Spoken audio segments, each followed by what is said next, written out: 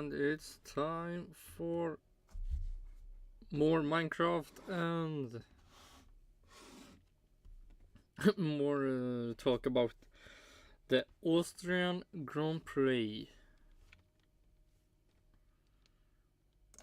And for me, the race never happened. Or more or less, it never ended. It started, the middle part happened. Then after Landooooo and Max Verstappen, the races, nothing happened after that. So we will start with writing down the information. 1821.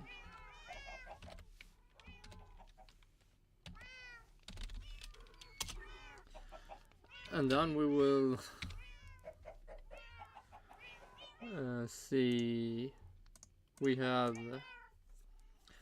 Autosport, F1 Austrian Grand Prix analyze, never give up versus never back down. Then we have the P1 stuff, and then we have the race stuff about Max Verstappen and Landooooo. Then maybe Kym Illman.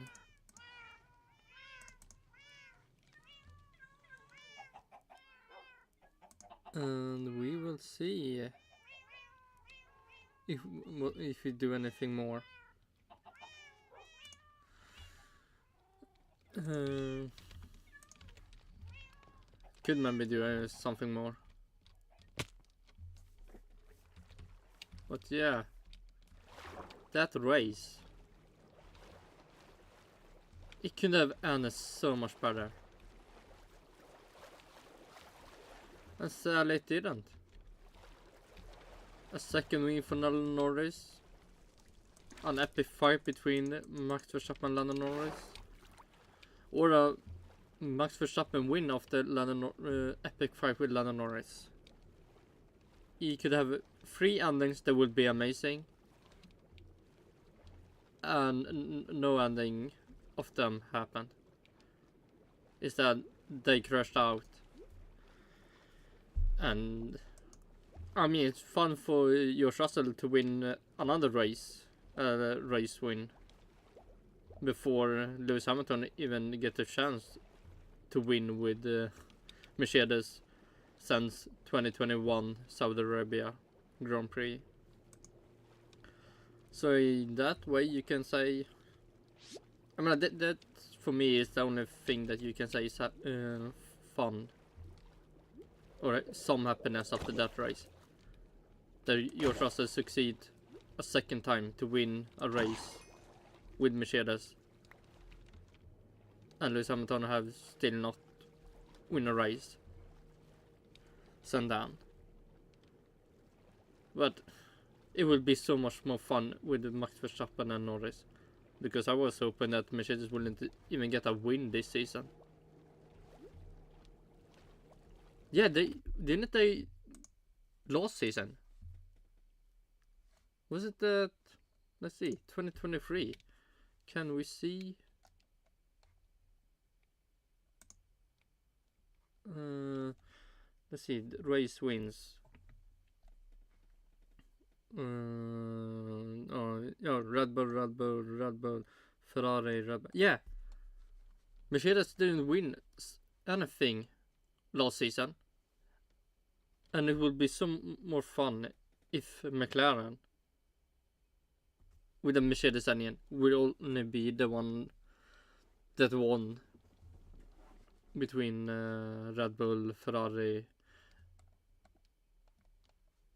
But no, now we have Mercedes in the mix, like it was in 2022. Yeah, we have Mercedes again. And hopefully this will be the last time Mercedes will be on this, or will be mentioned only one time in this list. So boring. I mean, it could be McLaren, but nope. No McLaren. only a Mercedes. And then you can hope. Okay. Could Oscar Piastri maybe win? Nope. And if Leclerc didn't have the problem, could he have won after Max Verstappen Norris crash? It's like so many other people could have maybe win a race. But man,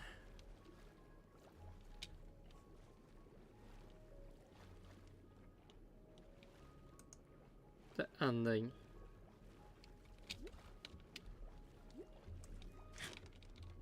So yeah, but we Autosport. Let's see if they what they have to say about the race. If they think like Peter Reserve that Max Verstappen followed the rules and did nothing wrong, or if they think like P1 that Max Verstappen actually did something wrong without directly getting penalty. I mean, he got penalty with the collision, but nothing before it. So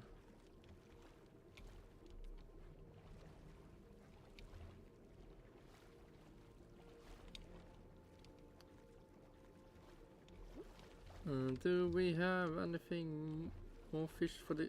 Oh yeah, that was the first fish for the collection, for today. The flopper light blue black. So let's start with Autosport and let's see what they think about the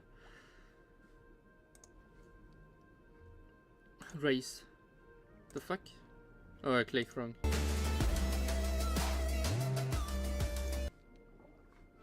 No! Oh, only 6 seconds.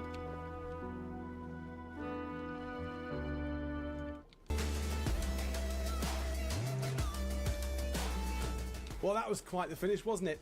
After a heated battle between Max Verstappen and Lando Norris, a coming together between the two title contenders handed possibly the biggest Formula One gift in recent history to George Russell. So the result looks like this. Well, as I say, George Russell... Oh yeah, fucking Haas getting so many points. It's so disgusting, and so Paris, for some reason, couldn't get past Haas. And the points Alpine and Visa Cash Up RB Formula 1 team could they get?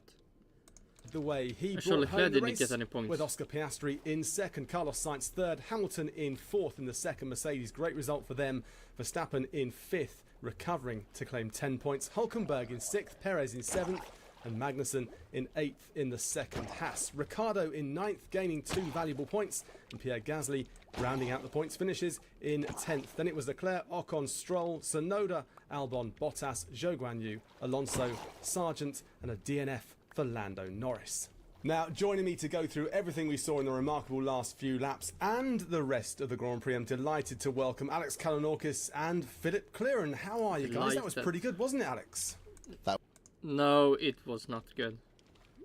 It was good if Max had won. Not Charles.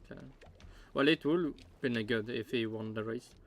But if Norris or Max had won the race, it would have finished somewhat good. And the other one will be P2. But no. None of them got the win or the second place.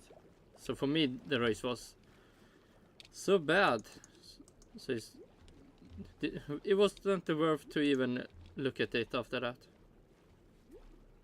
Or I mean, seeing Oscar Piastri maybe get his first win made it more interesting, but yeah, after the crash nothing happened, nothing to remember, nothing special happened after that. The ending never happened. That was pretty good. Certainly better than what's going on over my right shoulder, which is England currently losing to Slovakia in the... That sounds fucking amazing. And instead we saw a British person winning Formula 1. Can't we see them just lose? Well, we saw Lando Norris. But he's an exception. George Russell and Lewis Hamilton is the British guys that you don't want to see to win. Euros. You know, my tone, my tempo may change depending on whether I.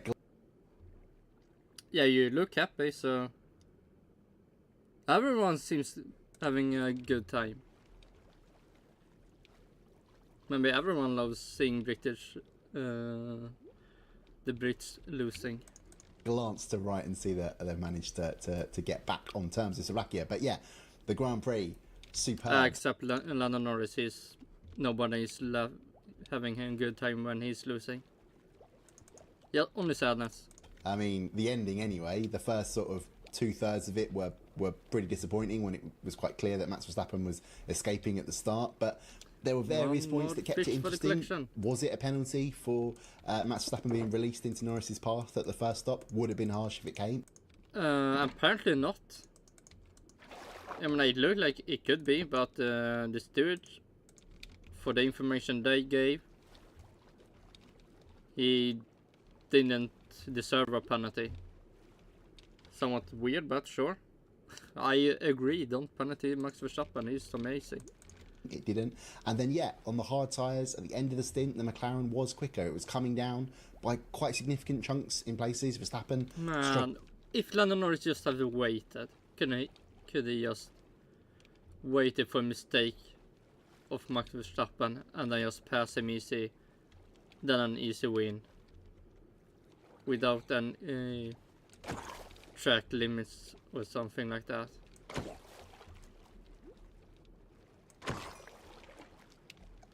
But we will never know, because it never happened. And hopefully Silverstone will be not a repeat of 2021. Struggling to keep ahead of the traffic. And then, yeah, Red Bull finally in the pits, cracking. That's if Lewis Hamilton is that one that crashes. Then it can be repeated. Or George Russell maybe. But not if there is Lando Norris or Max Verstappen. Then it will be sad. On pit stops, very rare that we see that for the team, and it set off like a truly astonishing chain of events. Very interesting, very controversial, but yeah, let's focus on that. Very interesting.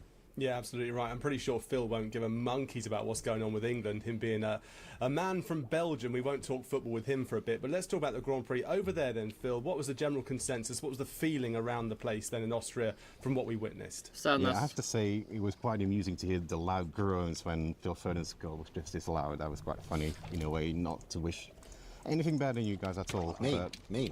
Why? Why would you say that? Well, there's still time, But no, this was actually... It wasn't the best race until it came alive at the end. It's been like... Yeah, and then it died. And it never ended.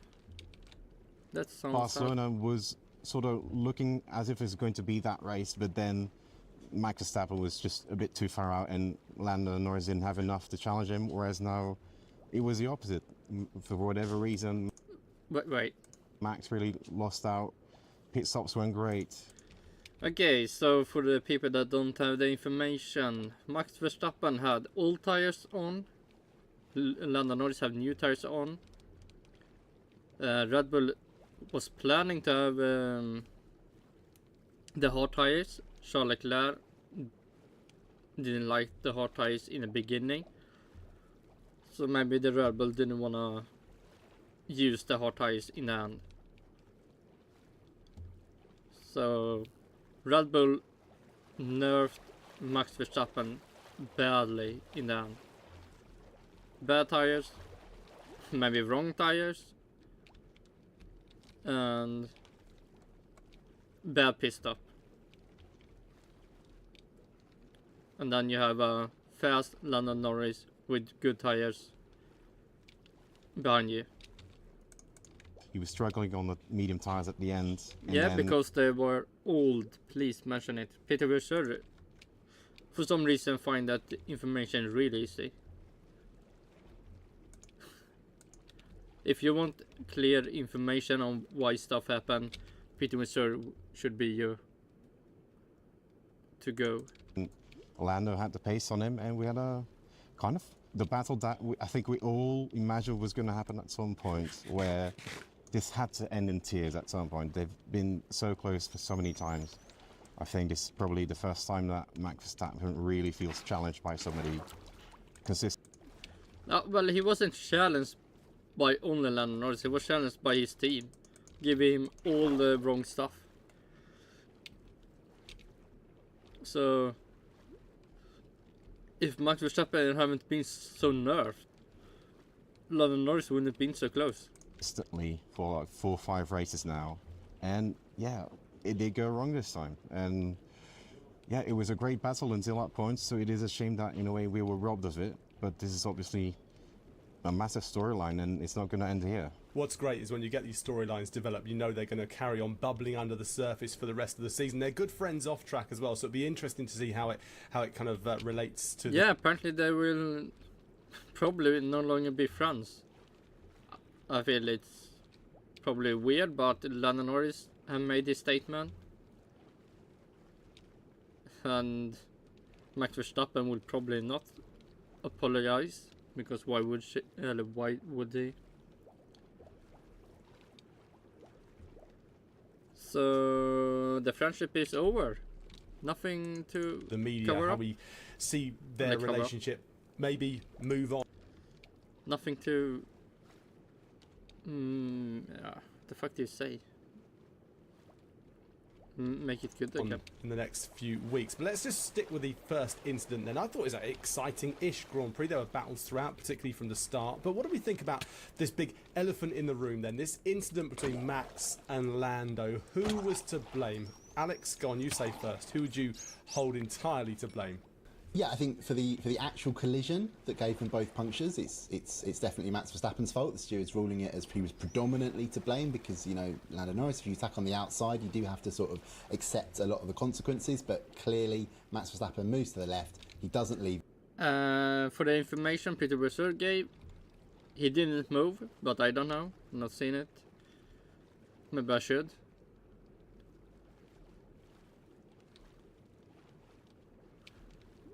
But, I mean, yeah, sure. The car's width because Norris is right up against the white line. There's contact and he must cop the blame for that. But equally, you know, Norris played a part in the whole thing getting controversial. He was pushing very hard to get in Max Verstappen's DRS zone. He earned track limits, enough strikes to get a black and white flag warning. Yeah, Lando Norris, before he even was close to Max Verstappen, he already got enough over the line stuff, so he should have got a 5-second penalty. Went off the track in the previous turn 3 attack. He earned a penalty. Now there's sort of mitigating circumstances in that because Max Verstappen was again moving in the braking zone. It was all very 2015. Moving in the braking zone. Can you explain how much he moves, when he moves? I mean, nobody moves when they're braking. If they do, then you're fucking lying.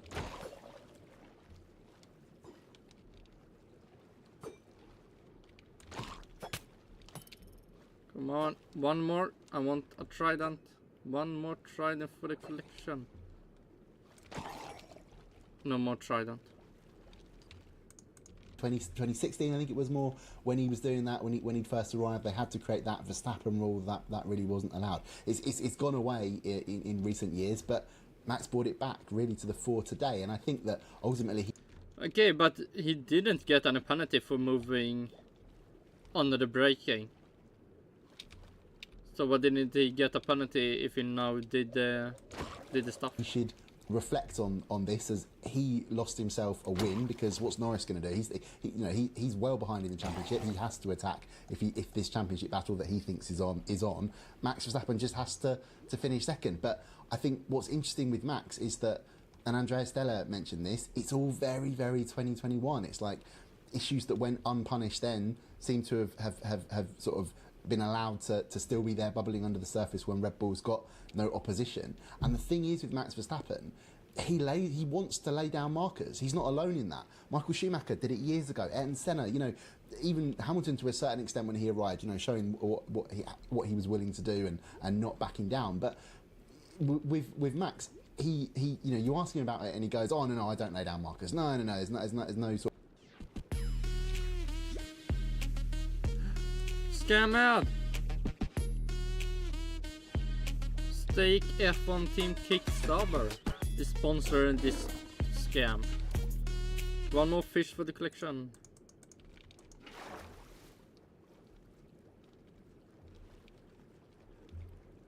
There's no sort of deliberate me choosing to do anything. Well, you told Christian Horner you wanted to win the Japanese Grand Prix by 20 seconds after your Singapore defeat. You were first out of the pit lane. You were in FP1 showing everyone exactly how quick you're there. You do lay down markers, Max. And I honestly think this is what he was trying to do with Lando Norris. He's gone, right, I've been squeezed at the start in Spain. We're finally going wheel to wheel. We're finally battling each other. Lando's giving as good as he gets, as he promised he would when he wasn't fighting Max in 2023.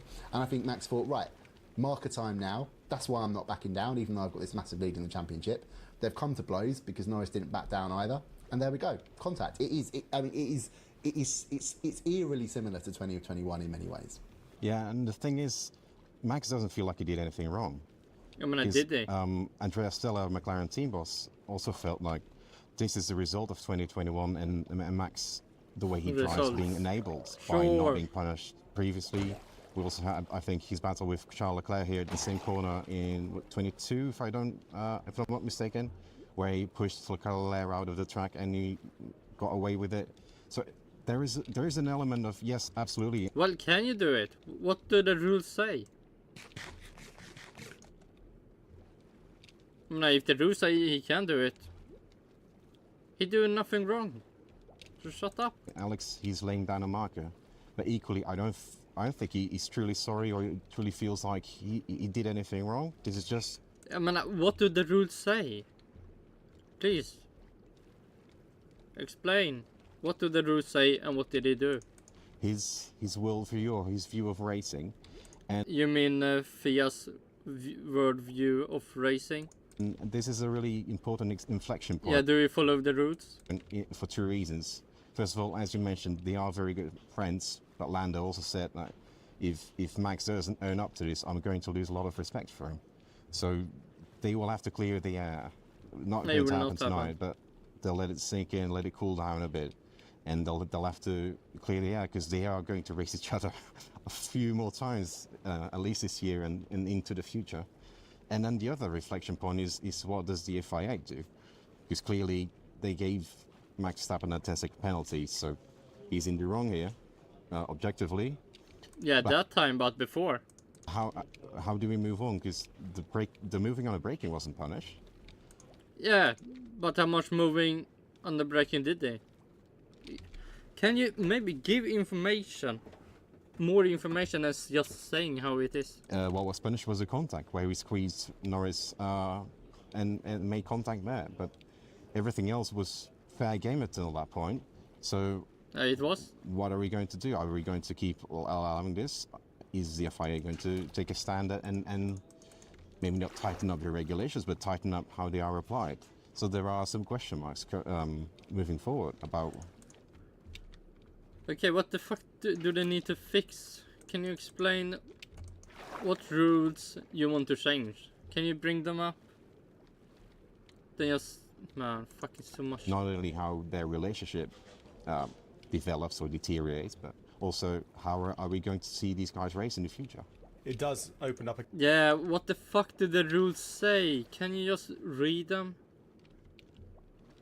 And then you can show how they didn't follow the rules. Or they 100% follow the rules and that you don't like. A can of worms, doesn't it? I know that Max has said things like Lando was dive bombing. Once you dive bomb, it looks great on camera, but you physically, it's too late. You can't do that. So Max is blaming Lando on some of the maneuvers he tried. Lando is saying Max was moving under braking too many times. Alex, what do you think the outcome's likely to be? Do you think they both have a case here? Do you think that Lando was dive bombing? Oh shit, they're not mentioning Lando Norris. What the fuck have you been doing? And the inside on moves he could not possibly make stick. Or was he right to have those attempts? No, I think he was totally right to have those attempts. I think there's the second one where Max goes off the track, where Lando gets it right. He he locks up, I think, but he doesn't go off the track at all. So it was perfectly possible. And I think, as I've said, there's sort of mitigating circumstances. I mean, he did what Lewis Hamilton did in Bahrain. No, not Bahrain. Abu Dhabi 2021. Couldn't take the corner and just moved on. He just did what Lewis Hamilton did. In the first one, because Max is clearly moving. I know he denies this. He says he didn't move in the braking zone, but there's enough sort of slow-mo footage out there to see that he clearly reacts to Lando's move, and Lando says, well... Okay, shouldn't he react when Lando is doing? Okay, can you explain how much reaction, how much is moving, and how much is turning? That puts me off, and that means that I end up off the track. So yeah, it's really interesting, because in one way the sort of the 10-second penalty sort of feels about right for the contact, because you can't really get into, you know, punishing the outcome. Like, that's why Lando Norris is furious. He's saying, you know, it's destroyed my floor, it's destroyed my car, it's wrecked things for Silverstone in the cost cap era and things like that, because those parts are so key to making McLaren fast. Well, the only thing Max did was giving you a puncture. The things you did after the puncture, that's all your fault. But I think Phil's right here. It's the element that and it won't be punished at this point, because there was no contact with them moving in the braking right. Although, no, I suppose, you know, you could say that's what Max was doing on the right hand side, but when he moved left, that triggered the contact and triggered the punctures. But actually, the other movements where Norris is attacking on the inside were worse, and that's something that won't be addressed, certainly at this race. I think that's the sort of thing that the FIA's got to come down on. But will they? That's the problem. It was the FIA not acting at Brazil in 2021 that led to Max Abu Dhabi 2021. Verstappen defending attacks against Lewis Hamilton in Jeddah the following race. So what happens next is ultimately critical. Yeah, and then the other thing is, because I do in a way agree with Max that especially the first time Lando attacked on the side, it was a bit of a dive bomb, and he did lock up. So and went off track by himself. So in a way, you know, Lando was definitely dive bombing there, but then he got a 5-second penalty because that was his final strike on track limits, wasn't it? And that doesn't really sit well with me, because if you go off track, you get a strike against track limits, that's fine. But if you go off track... No, try this. And also, I believe Peter Vasseur wouldn't give false information. Apparently, that one you saw wasn't the one they wanted to give penalty for, the 5 seconds. Apparently, it happened before that. Track in such a tight battle, yeah. Is that something that we need to penalise? Does that count as a track limits offence? Because they are pushing each other, they are trying to find a way past, and they are going to race and maybe, you know, not get it right or go wide or whatever. But still, what do the rules say? Are you over the white line, you get a penalty. If that's true, sounds like every time you are over the white line, you should get a penalty. Or 3 strikes and then you get a penalty. You know, that is not, you know, that's not an unenforced error, right? That is a forced error. And should that count as a track limits abuse? Because that also kind of ruined, or could have ruined the battle right there and then as well, if Max had known that he's got a penalty. Sounded like a trident, so but nope. That needs to be looked at as well for me, because we all want to see good, hard, fair racing. But if drivers are going to be scared of making a mistake and getting a 5-second penalty just because they cross the white line, then that is a bit discouraging. Yeah. So as long as you make mistakes before you're driving against, then it's bad. But when you doing, I mean, why should it be different? Because you're fighting with someone. I mean, shouldn't you make a clean overtake? Why do you need to be outside the road to do an overtake? It's interesting, this one. I think it's almost like a sort of maybe it's a one-off because of the nature of this track. Like, track limits becomes a focus here because of the runoff areas, and I think the FIA did a lot of excellent work to fix that. But Norris was pushing the track limits still. There were places where you could still get it in his pursuit of Max, and he went right up to getting the black and white warning flag, which is bad. I don't think he should have been allowed to do that. But yeah, so why did he do that? Why did he get in the position so he can now get penalties? Is that how you should drive? feels absolutely right. It's like he may as well not have bothered, and the battle would have been completely spoiled if it's just going to be automatic that if you try and overtaking move, you go off, you lose 5 seconds. It's a track limits warning. Like, those track limits things are not the same. It's a different transgression. So yeah, it's maybe true, but what the fuck do the rules say? Are you over the white line? Is that the rule? You get a penalty? Nothing wrong. And also, do you mean you're okay? I mean, it sounds like you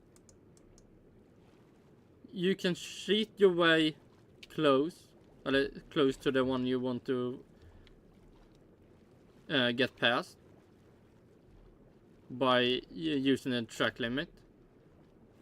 And because you now catch up, you shouldn't get any track limit and a punishment because you're fighting someone. Fucking meaning. I wonder, in one way I don't think it will come up again because the Red Bull ring just seems to make these things pop up as the sun comes out and blinds me. Doesn't appear to be shining on England currently. But yeah, it's very interesting. But what's also a factor of that is that Red Bull is actually kicking itself a little bit because it didn't warn Max about the track limits penalty, specifically after Landooooo. Well, they gave him all tires because they didn't want to give him the new hard tires. They also made a bad pit stop. So Red Bull did a lot of stuff to nerf Max Verstappen that race. Though it had gone off. Like, I think Helmut Marko is saying, if we'd done that, maybe he would have thought, okay, fine, I'll either let him go, stay within 5 seconds, and I just won't fight him as hard, things like that. But I think the one thing that sort of sums up the absurdity of the track limits rule, and I'm not saying it's an easy solution to fix, Charles Leclerc had his final lap in Q3 deleted because he'd thrown it off the road about 3 times. Like, he was seconds slower than he would have been. It was not an improved lap. So it just shows you that the system, it catches everything, whether ultimately it needs to or not. Yeah, it feels like it needs refining at the very, very least, doesn't it? Because of course, if you don't gain the man, why do you need to refine it? If you're over the white line, you get a penalty. Or 3 strikes and then a penalty. Why do you want to change it so badly? advantage when you go off track, maybe you don't have to look at the track limits. There was one phrase that Max has said, and that is that he said he wasn't braking when he moved. Now, does that mean that Max doesn't quite understand? Ooh. I mean, if you can never move while braking, but if you're never braking, can you move then? I mean, there's still, what do the rules say? Can you give the information? Rules on braking in the braking zone, moving in the braking zone, sorry, or is it just Max playing the game a little bit, Phil? Well, what do the rules say? Please, tell me. Moving on the braking, to me, is moving when somebody else is braking, not when you're braking. Like, it's the person that is braking or the car that's braking that is being put in danger when you move across. So it doesn't really matter if he was 100% on the brake pedal or So Norris didn't brake? What the fuck do you say? not, he was coasting. He's like, you are impeding somebody while they are braking, which means they don't have the means to just duck you or avoid you. They are, their tire grip is fully focused on the braking action, not on lateral movement. So, but whether he was braking or not, that's not relevant to me. Fine. Is this really so hard to... I mean, you're a reporter. Shouldn't finding the rules be really easy? So you can really get all the information. What do the rules say? Apparently not, but... Fine. Hey, So let's sure. just talk about the penalty then. I think we could discuss this for a bit longer, but I think the penalty, 10-second penalty, do you think that's a just penalty that Max got? Do you think it should have been harsher? Do you think it should have been maybe... Something that I will be really interesting. If the collision never happened between Norris and Max Verstappen, will the 5-second penalty for Norris come up at the same time? At that moment? Like at the same time on the clock like it did? Or will they have waited even longer for the 5-second penalty for Norris? Because they didn't want to make the fight boring. Be less harsh, Alex? No, I think sort of covered it earlier, Bryn. I think that specific transgression is about right for what happened. It's sort of a minor contact, you know. It was how do we know that Lando didn't keep his steer? The smallest contact ever. Tires get destroyed.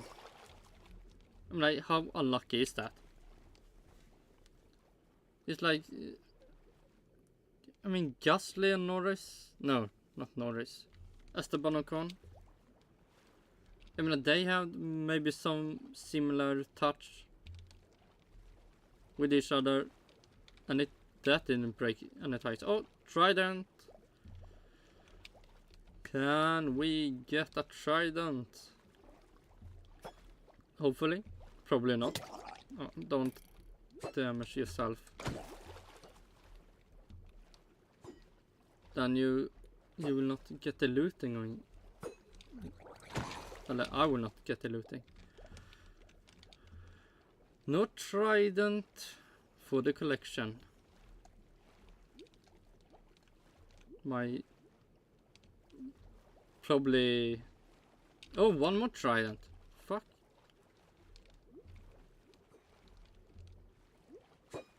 Can this one drop a Trident maybe? So I can get my collection even bigger. No, don't attack me. You could die.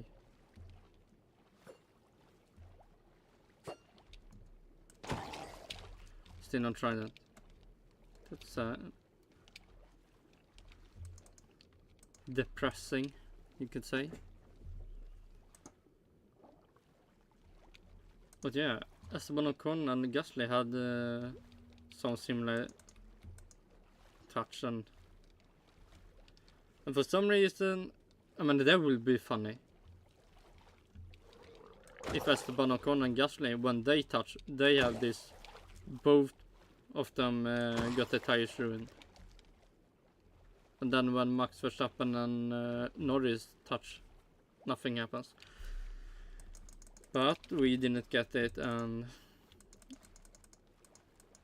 yeah, not fun at all. Steering in, and there's a second, because it's a second contact that gives Max the puncture when they run off in the runoff area. But anyway, just on that, I think as I said, the trouble is that the initial moving under braking, that's the point that could have got really dangerous, hasn't been punished and won't be punished because there was ultimately no contact. What about then? So it never happened, you can say.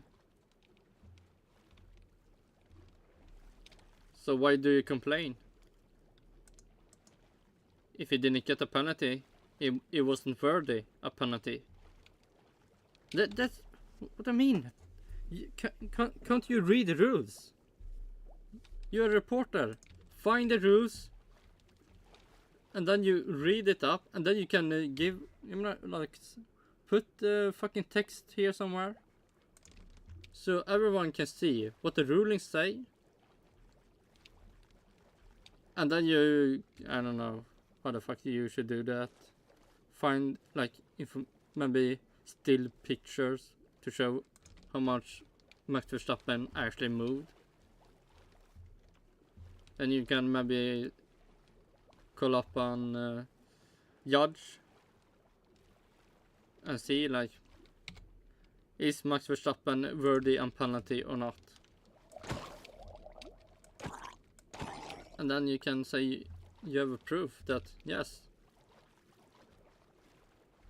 he should have got a penalty. But no, you give nothing and then you say he should have. What about the wording that's been used in Camp Red Bull? What the fuck do the rules say? What the fuck do you want to know what the fuck Red Bull say? What the fuck do the rules say? Is that really so hard to fucking look that up? No, let's hear what Red Bulls say about the rules.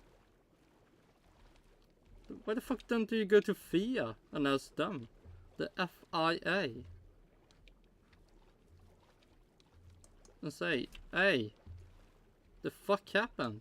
Shouldn't they get penalty? And they say no. The fuck do you say then? No, he shouldn't. Or he should have got a penalty. Okay, but they say no. Their ruling was a big no. And you're still complaining? Christian Horner has said that Lando was looking for an incident in turn 3. Now, level under 56. It's quite a claim. What do we both think of that? Start with you, Alex. I mean, Horner backs his man. I don't see that as any surprise. You know, what was Lando supposed to do? Like Andreas Steller is backing Lennon Norris. I mean, it's so weird. I mean, the only team I see doesn't back in their drivers is Alpine. They really don't want to have any backing. Backing Esteban Ogone. Not attack him anywhere. It's the exact point. I think Lando learned to stay on the outside line because then you get DRS down to turn 4. Like, he put Max in a position. He should also maybe learn that he can maybe wait until Max Verstappen actually do a mistake. I mean, he had fresher tires. He had the speed. Just wait Max Verstappen out. I mean, how many laps? It was like 20 laps still. Well, maybe not 20, at least 15. Maybe it started when it was 20 laps left. It was so many laps. So you could at least wait 10 laps. See what he can do. And then the other 5 laps, he can maybe try to get past. And then the really last 5 laps. Then he can really like, okay, I've not succeeded to get by any time now. Now I need really to do some desperate move. But hopefully he wouldn't get to that, because maybe under that easy driving behind 10 laps, maybe Max Verstappen could do one more mistake and then he can just easily pass him. Position there where if Max doesn't swing across and there is no contact, Lando probably gets ahead at turn 4 because Max is going to be pinched in terms of his momentum exiting turn 3. So yeah, I can't say I'm that surprised or that aggrieved by what Horner's getting at. You know, he's obviously in quite a difficult situation because of the fact that you know, he doesn't want to upset Max Verstappen at a point where maybe he decides to go to Mercedes one day. And I thought that was very interesting that Toto Wolff got a question. Yeah. The fucking copium on going to Mercedes. Who actually believes that? I mean, Toto Wolff. Yeah, but somewhat enjoyer. And the fuck do you say? He knows how to find the best copium on the market. But do actually any reporter or any other team, do they even believe Max Verstappen will leave Red Bull for fucking Mercedes?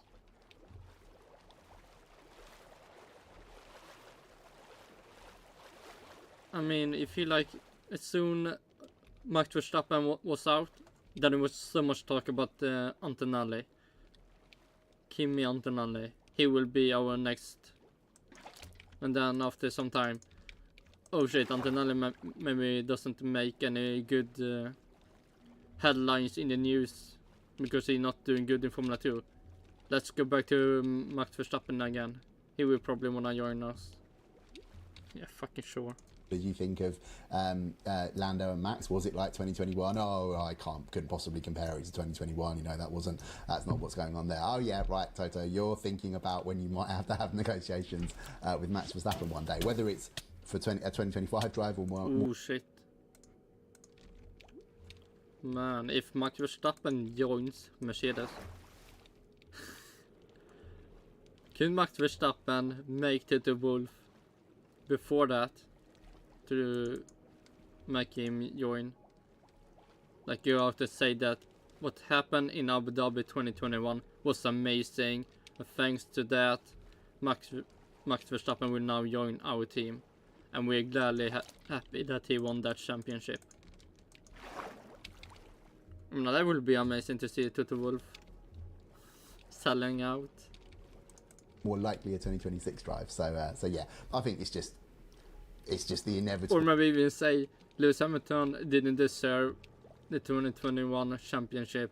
Max Verstappen was so much better, and we're happily to sign him now because he's that good. Consequences, team principals saying what they got to say after a controversial incident. Yeah, I agree. I mean, I don't think there's a lot that Lando could have done differently other than not locking up his brakes the first time he tried to pass him. And I don't say that because I'm on a British podcast. I mean, they're both Belgian. I'm Belgian. I'm neutral, okay? So that doesn't make... You know, neutral. Switzerland is neutral. Belgium, in the history have never been neutral. So... make a difference. Nice. Yeah, it is very much a case of Team Boss Back's driver. Yeah, it is close after the race, so it's kind of normal for them to have a different opinion on it, and maybe in a few times we'll look at it differently, but maybe we won't acknowledge it in public. Yeah, we'll move on the conversation. Yeah, as long as you don't fucking read the rules, then you will never know who actually did the wrong stuff.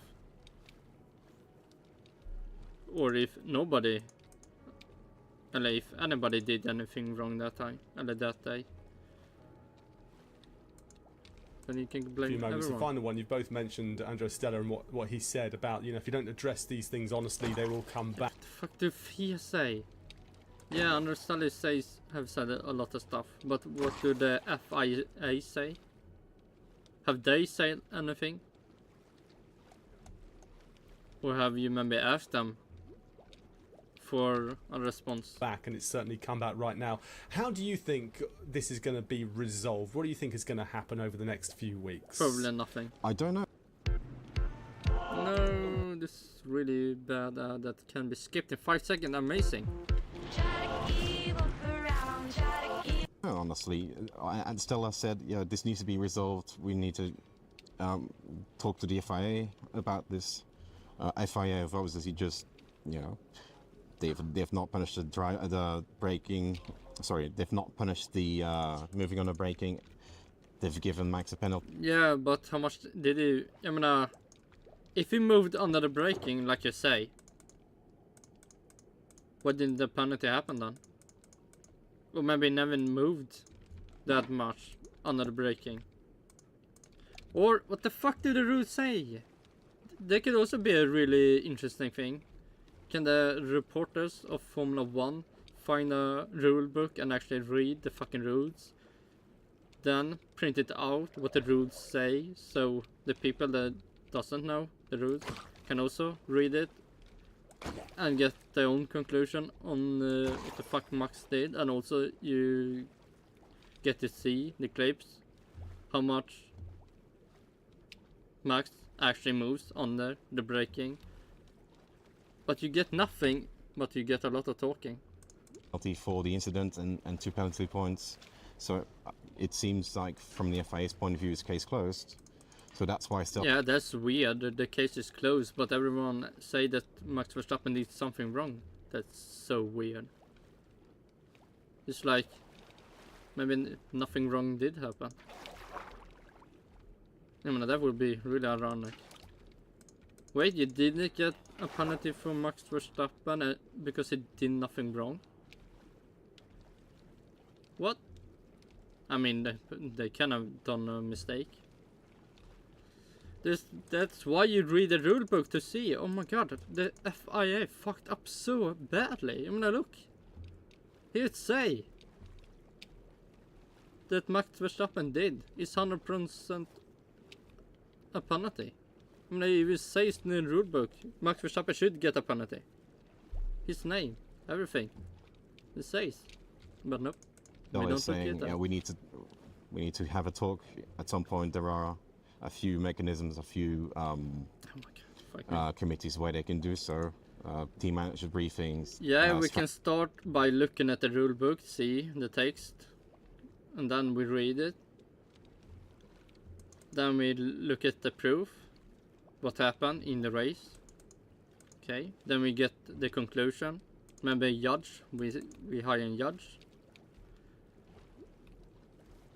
And then we can clearly say that either my FIA fucked up, or actually they did 100% the right thing.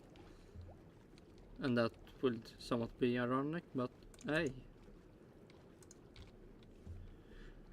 But instead we do what? Nothing? Okay. strategy meetings. There's all sorts. I don't think they'll have a case to review the race itself, because that's final. But there are definitely going to be talks with the FIA, with the other teams about Wow, the are we talk. applying the rules correctly? Should the rules be tweaked in any way or tightened up? Yeah, tweaked. From what? What need to change? Can we please get the information what the rules say, so we know what is needed to be changed? Like write in. This is the rules, except if it's Max Verstappen, then you should give a penalty, like something like that. Prevent this from happening again. What about you? Who make a new rule book? This is one for everyone else, and this is a rule book for only Max Verstappen. And the only rules say it. When you feel it, Max Verstappen should get a penalty. Alex, do you think it's pretty much an agreement, or? Yeah, I think what's just quite helpful is the fact that there's another race at the weekend. I do also think perhaps Silverstone absolutely delighted. that Hopefully it will not be another crash. Then it will be another boring race. I mean, let Norris get his second win, and I hope it will be in Silverstone. I don't know when he said it, but he said it one time that his first win he want to be on Silverstone. Maybe we should thank Max Verstappen that the second win will happen in Silverstone, so it's almost the first one. It will at least be the first one in Silverstone. So yeah, who knows? that the British winner won the race. Hopefully and it happens. Lando Norris and Max Verstappen. It looks pretty box office. I mean, I thought it was pretty box office in Spain, and that was another Max win. So yeah, they'll hopefully be, from their point of view, be selling the last of those very expensive tickets. But yeah, what's good about what my point is good that they don't go away. It's not going to die down. It's going to be fresh in everybody's minds, and that's when action can be taken. So we should be happy that Max Verstappen did this, because it will be more talking after the race. So he did everyone else a favor, maybe. McLaren has a fair bit of power. It could protest the results of the race. We've seen more spurious protests before, and saying, look, Max's driving wasn't punished, wasn't even investigated in terms of moving under braking. So they could do that. They would definitely lose, because the FIA Yeah, if I can read the rules, makes please. these cases lose. But it would just get it in, under the microscope with the officials, with the people that apply the rules. So potentially that's one way they could do it. I wouldn't expect them to, because they will know the outcome. They thought they had a decent chance of protesting the qualifying results, and that was thrown out from the FIA's point of view quite quickly. So yeah, it's I'm just delighted, heading to Silverstone on Thursday, that there's some good There's some good storylines. There's some good And needle. that we all can thank Max Verstappen for. God bless him. We're journalists. We love a good story, and it's great for Formula One that it's happened. And yeah, as I said, still England. England need a boost to the English fans who'll be at Silverstone, not the Scottish and the Welsh, mate. And oh my god, that would be amazing. The last ticket is bought by British fans, and who will then win later in Silverstone? Max Verstappen. The tickets for the British people, man, they could really be happy with the money spent. Maybe. So yeah, a bit of needle's always nice. No, a proud Englishman. I've got a feeling we won't be worrying about the Euros by the time Silverstone comes around. Now, it's maybe a cheeky question. Maybe we all know the answer to this one. Are there question marks over Lando Norris's racecraft after his exceeding track limits multiple times? Yeah, actually true. I mean, where the fuck did he even get these penalties? Or the penalties? There's strikes. And did all the strikes happen after he tried to catch up with Max Verstappen? Battle. Let's start with you, Phil. I wouldn't say question marks, but I think what has been surfacing over the past couple of races is that you need to be at 100% as a team, as a driver, to defeat. And Red Bull wasn't 100%. So wait, is 100% being 100% doing track limit? Is that 100%? If you like, that's nerfing you for the future. But okay, sure. Max Verstappen, or it's not going to happen because he'll find a way to beat you, even if the car is maybe slightly slower. We've seen that a couple of. Max really beat Lando Norris in that fight. Times now where there were tiny mistakes by McLaren, by Lando, that have been punished. And the latest one was in the sprint race where Lando left the door wide open for Verstappen to waltz through and take the race win there from him. And Lando's obviously very hard on himself, as he always does. Very trademark Lando Norris there. But yeah, he will have to tighten up his game a bit to defeat Max. But I thought he kind of did today. This I would say. Lando Norris, I mean, hopefully will win some more this season. But if McLaren succeed to make a good car for next season, I believe in a fight between Max Verstappen and fuck off. Fuck Enderman. I mean, look at this. Fuck off, Enderman. It's like they fucking ruin everything. They're making everything look so fucking bad. The fuck did you go? Taking your block with you. And here we have the other place. Nice. Man, I need to. And then we have even more problems.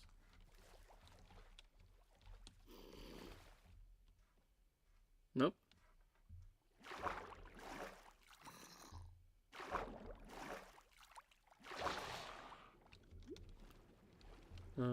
This drowned. Where are you? There you are. But yeah, it will be a fight between Lando Norris and Max Verstappen. So the championship will be interesting, and hopefully constructionship will also be interesting. And I believe Red Bull and Ferrari will be the ones that are fighting that one.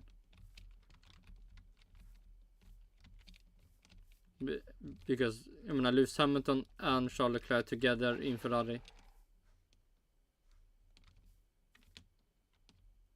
Oh, there you are. Okay, that's why I heard them, but I didn't get to attack. Let's see, can we...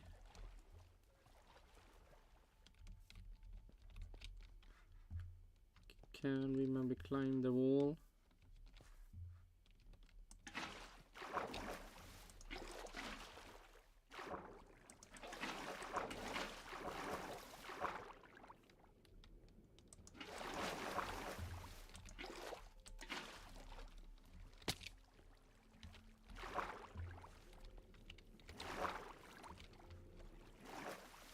No! Man, I was placed that wrong. And it wasn't even dropped anything here.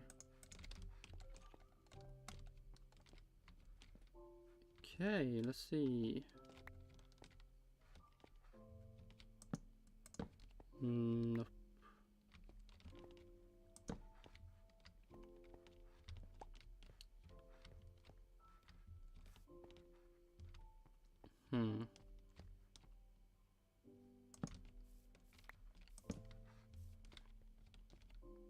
Oh no!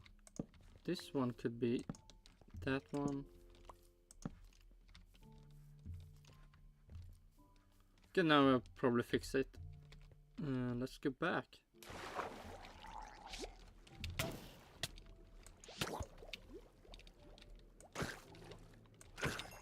But hopefully next season, if everyone makes a good car and don't fuck stuff up, it could be an amazing fight, both in construction championship and the driver championship. We mentioned the dive bombing. Yeah, it didn't always look as pretty, but you have to take your chances. And didn't look pretty. So maybe a penalty for Lando Norris. Or can he do stuff without getting a penalty? That contact hadn't happened. Remember, now Norris had the DRS on him as well to go out of turn 3. I think he probably would have beaten Verstappen. So then, would we have still debated Norris' racecraft? Maybe not. But yeah, he was clearly, very distraught. Oh shit! They're not talking about the race. Wait, they didn't like Max Verstappen's dive bomb in the sprint, but they liked Lando Norris. What? And messing up in the sprint, and he seems extremely determined not to let that happen again this time. Yeah, I think Phil's point about turn 4 at the sprint race yesterday is a bigger question about Lando's racecraft. That was a sort of as he called it, an amateur error, because we just know how hard Max is going to drive. Like, it's pretty on the limit actually what Max did in reclaiming the lead in the sprint race, and he pulled it off superbly. Fair play. Yeah, the fuck did why couldn't Lando Norris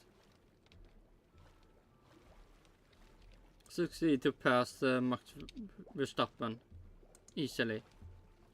The fuck happened? But just shows you again, he always goes brutal, Max, which is fair enough. But yeah, I think it comes back to my point. The track limits violations are two separate things.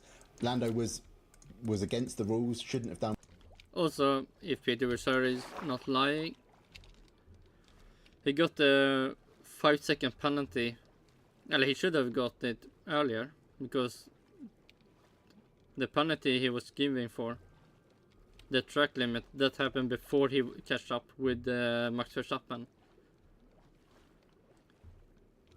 So we never saw the real track limit Norris did in that. And what he did in terms of earning all those strikes, but not really fair to say there's a track limits problem when he attacked and he went off the track. And I'd still do raise the point, yeah, he locked up and he went off, but there's mitigating circumstances. Max was coming across to...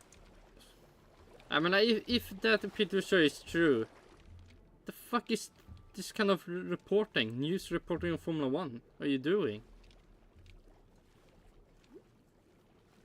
You give information, false information about something that somehow Peter Vasseur could find out. I mean, that would be so sad if Peter Vasseur give more better and more information about something happening in the race than so-called fucking reporters in Formula 1. Towards him, and that, has an impact when it comes to the wheel, when it comes to the understeer and the locking. So, yeah, it's not like Lando just came from absolutely nowhere and completely... And also, what the fuck did the rules say? If you're over the white line, you get a penalty. If that's true, then why are you even complaining? Lando Norris was... should he maybe have 10 seconds penalty now? Because for the first one and now the second one? Up all by himself. There was he was making a reaction to Max's reaction. For so what? Yeah, it's interesting. I'm just delighted that having criticised Lando in 2023 for not racing Max very hard, having a very frank and honest and excellent chat with him at the end of the year, and writing a column apology saying sorry for being so harsh on you, because he backed it up. His point was, look, as soon as I've got a car where I can race Max Verstappen, I'm going to fight him as hard as he fights me. And he showed it, and I think that's fantastic. For Lando, probably in a way good for Max. Well, he claims that he have the fighting spirit, but not the fighting skills. It's a big fight. He's certainly got one now, and it's definitely good for Formula 1. Yeah, for Max. So hopefully this season will be a learning ground for Lando Norris, how to fight Max Verstappen. So when next season start, it will just be a clean fight. He will just win by being better, not winning by what the fuck he now tried to do in Austria, that he never succeeded with doing. So it will actually be a fight between them. Max, is a good opportunity for him to prove that he is the best that has ever been, the greatest F1 driver of all time, or whatever he wants to prove. Now, what about George Russell then? Surely we should be giving George Russell huge credit for the fact that he was in the position. Only if we mention that he still have he won more races since 2021 Saudi Arabia Grand Prix in Mercedes than Lewis Hamilton have. With 2 wins, isn't that amazing? And what do Lewis Hamilton have? 0. If you will not mention that, then you know, fuck Josh Russell, we don't need that. To claim the victory on the back of those 2, that must be agreed by both, surely. Yeah, he was in the right time. What? For the fact that he was in the position to claim the victory on the back of those 2, that must be agreed by both, surely. Yeah, he was in the right time, right place. I think he joked about it yesterday that he was hoping that they would collide. I believe it was to Sky Sports, but I could be wrong. Yeah, he was in the right place to take advantage of that. And like Brazil. Mercedes wasn't too far behind. They were still lacking in sort of the high-speed corners where Red Bull is so quick. Oh yeah, Mercedes is talking about. They were there. I thought he said this was talking about, mentioned something about Ferrari. I was thinking, if Charles Leclerc was in that car, then it would maybe actually be a fight for the win. Did nothing wrong, and he was there when it mattered. So fair play to him, and it's good for Mercedes, good for F1 that. Do you really say good for F1 that Mercedes winning? Mercedes a taste of victory again, and he was there when it mattered. So fair play to him, and it's good for Mercedes, good for F1 that. Good for F1 to see Mercedes winning. I can see that another team will be so more amazing to see winning. So-called Williams Racing. Have you heard about them? That would actually be that would do really great for Formula 1. For the fans, for everyone. That Williams Racing is back and actually can succeed to win at least 1 race per season. That, I would say, would do more than fucking Mercedes winning again. I mean, it was 2021 no, 2022 were the last time they actually won, so-called, with George Russell in Brazil. When Red Bull fucked their car up and Ferrari have fucked their car up before that. Then Mercedes could win. Mostly like now, when McLaren and Red Bull crash out. They can. Only then they can win. But when was the last time Williams won? Should we look that up?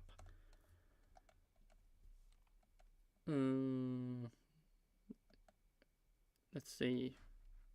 First I want to make sure we have the right year. Last, wait.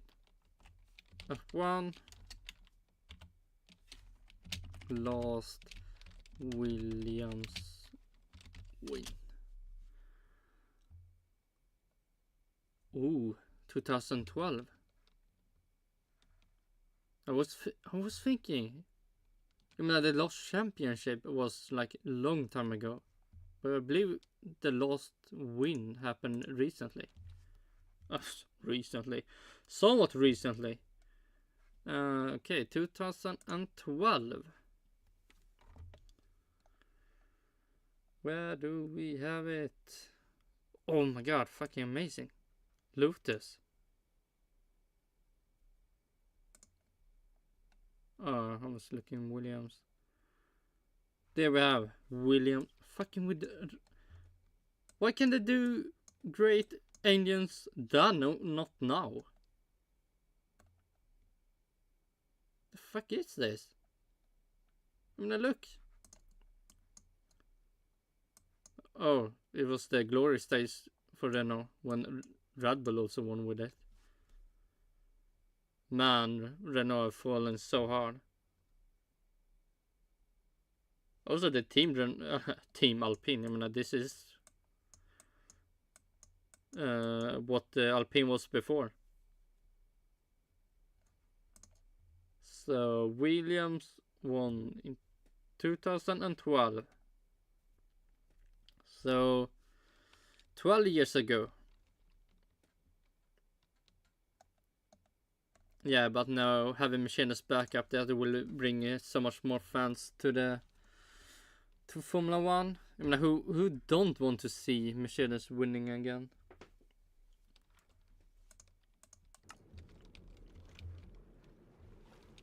It's not like seeing Ferrari and McLaren winning is even more beautiful for Formula 1.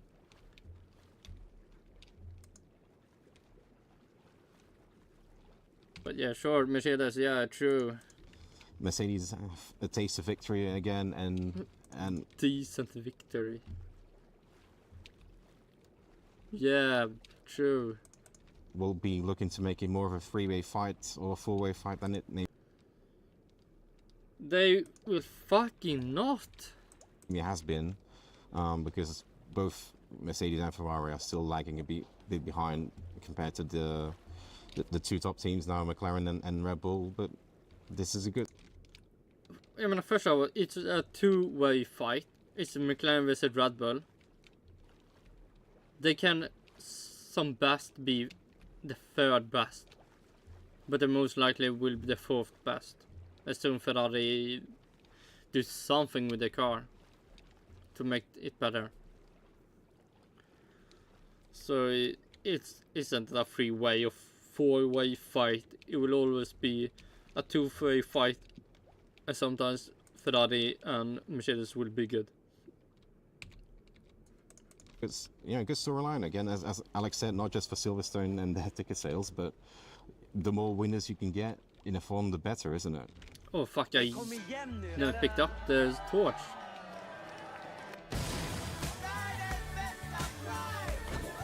We can skip it.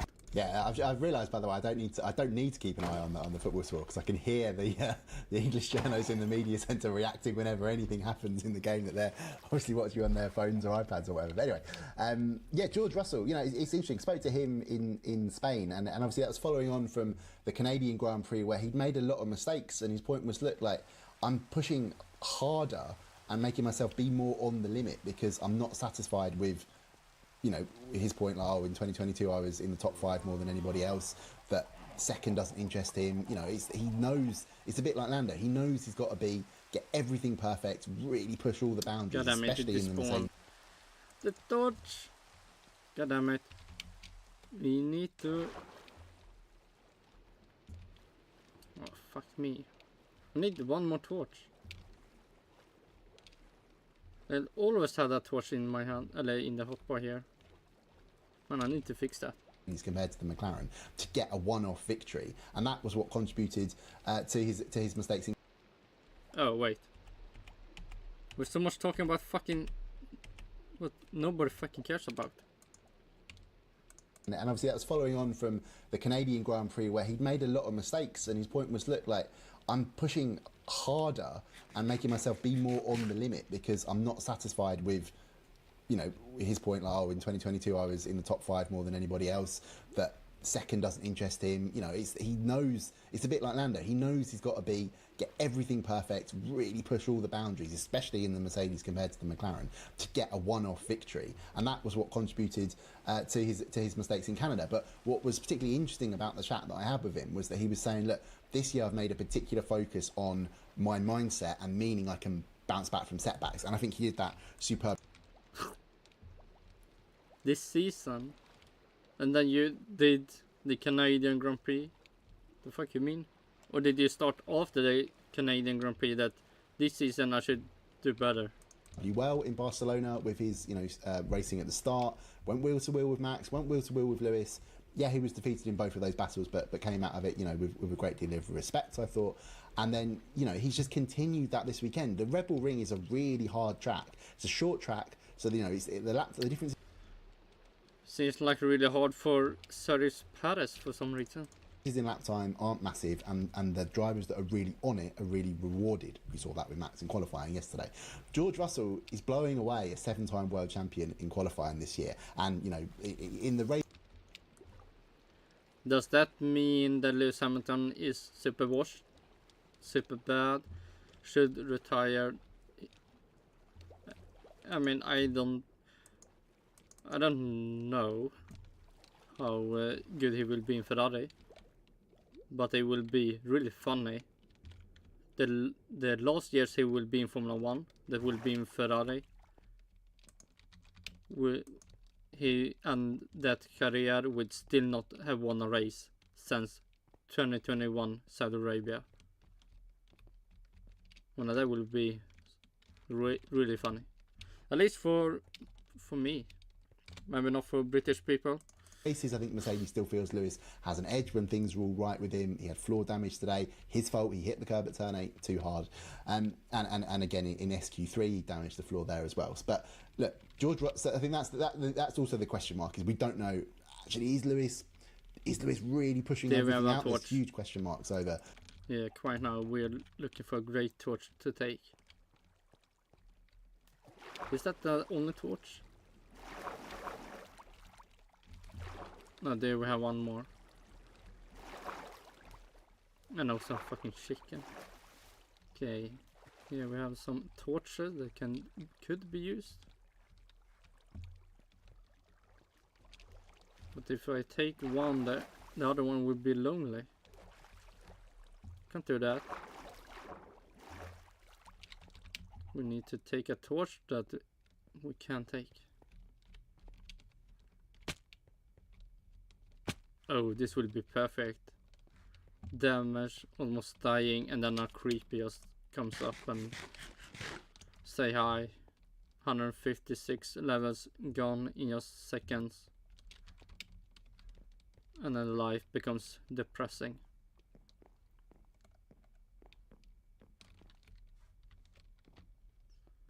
Do we have a torch?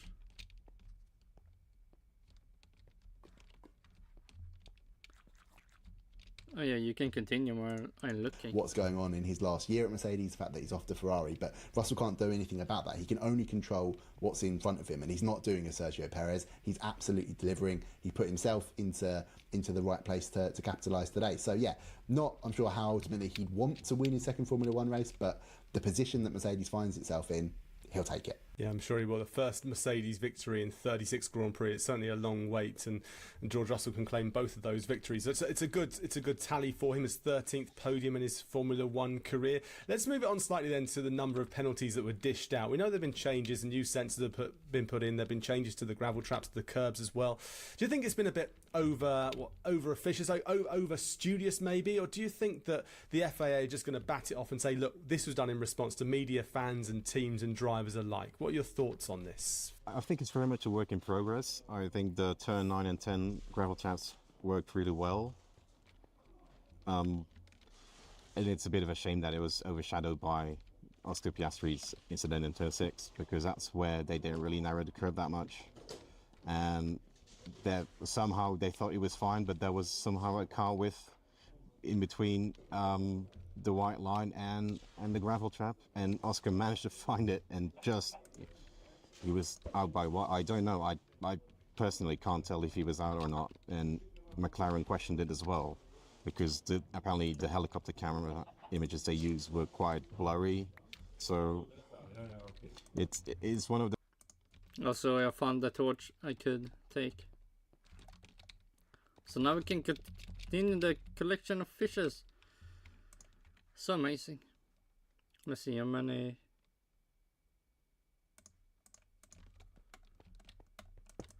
The Schulke box is now full.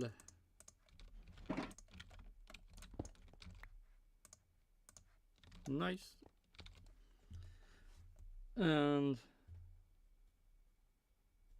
yeah, oh my god, Oscar Piastri could have won maybe more if he did the qualifying good. And didn't have the Charles Leclerc Perez stuff in the beginning. And the Perez stuff then after that. Man, it will be so. That will be amazing. Lando Norris and Max Verstappen, if they crash out, Oscar Piastri is in P3 and just take the win. That would made the crash amazing. But no, George Russell got this win. So boring. When Oscar Piastri more deserved it. Now, from where he started and from where all the stuff that happened in the race, for him to catching up George Russell in the end, to maybe be talking about winning the race, that deserved the win more than George Russell. Those, I think learning moments, they should really just make sure that this can't happen again. They did such a good job with making sure these new gravel traps are very close to the white line. Oh, so that's something you can celebrate. Well, Norris showed that apparently you can go with the white line. But at least in the qualifying and yeah, only Lando Norris actually got the even talk about being over the line. Man, the new stuff in the gravel stuff really made the track limit talk go away. if you do go off, you'll be in the gravel before you go out of bounds, so there's no way you can get a proper an advantage from it. And we've spoke to the FIA, Alex as well. I think he's been on the case as well from home that this an experiment. No, there is going to be room for improvement, but hopefully we'll be able to roll this sort of solution out to many more circuits. We've got plenty of problematic ones, don't we? We've got Qatar and Austin, off the top of my head, are two circuits where track limits have always been a bit of a mess as well. So I think it's a positive weekend for that. It is a shame about the Piastri incident, which has overshadowed it a bit. But I think we are making progress. That happened, it was Oscar Piastri wasn't fun. What a race he could have had. And then it didn't ever happen. Well, it did not happen. Hey, hopefully Silverstone will be maybe 1-2 for McLaren. Really interesting this weekend how nobody spoke about track limits. Oh my god. Could Austria have been a 1-2 for McLaren? If Oscar Piastri started up there. Oh my god, that would be so amazing. But the only reason Red Bull probably didn't want to have the hard tires was because Charles Leclerc started with the hard tires. And it started. After the contact, he went for the hard tires. So if the contact never happened, maybe Max would never have been on the used medium in the end. And then it will just be Max Verstappen winning and Lando P2 and Oscar Piastri P3.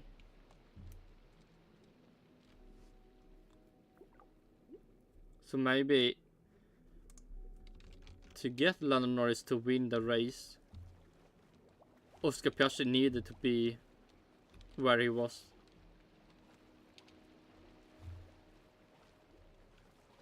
Man. One new fish for the collection, unspotty orange. Should say white. Yeah, white. Oh shit, we need soon more buckets. And I made...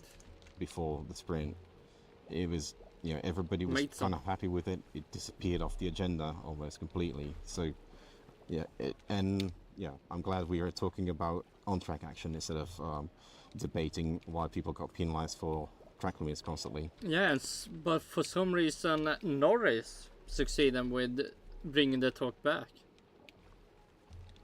Isn't that really interesting?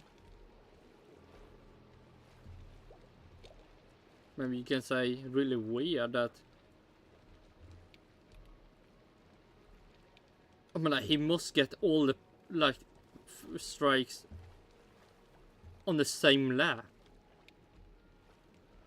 Because there was never no talk under the race, and then just we hear like, oh, if you're on over the white line again, you will get a penalty. Like, fuck, what happened? When did he get all these track limits strikes? So maybe he should have 100% got the 5-second penalty.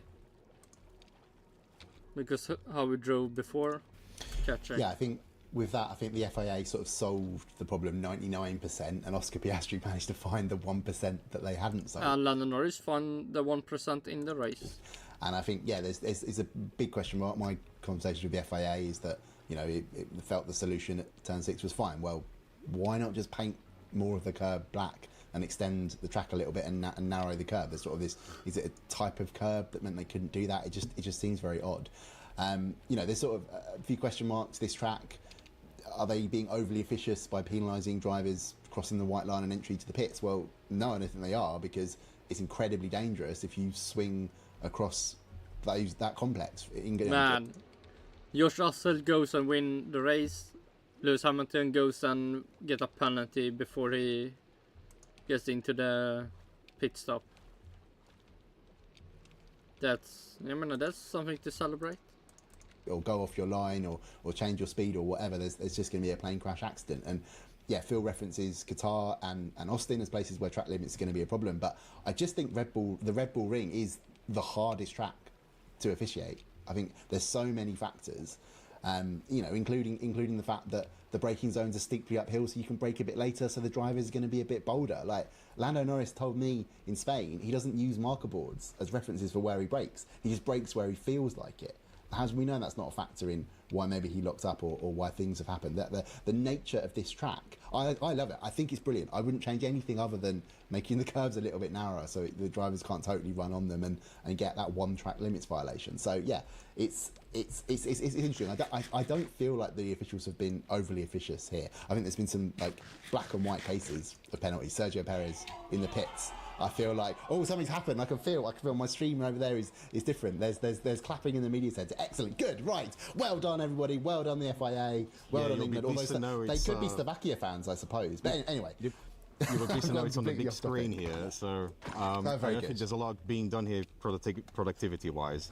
But yeah, one of the many big screens here is dedicated to the football games. That explains that. Excellent. Yeah, amazing. Now listen, guys, my internet unfortunately just dropped away at that exact moment, but I'm going to pick up on the stories of drop points, because it was mentioned very briefly just there, Alex, as well. We're not going to go into too much about Sergio Perez, but what I want to talk about is Ferrari. So Carlos Sainz, a great weekend for him, outscoring his teammate. Great. You call that a great weekend? I mean, he should have been fighting for the win. And he got... wait, Yeah, he did the third. He got third place because Oscar Piastri got the second. Let's see. No, we want schedule.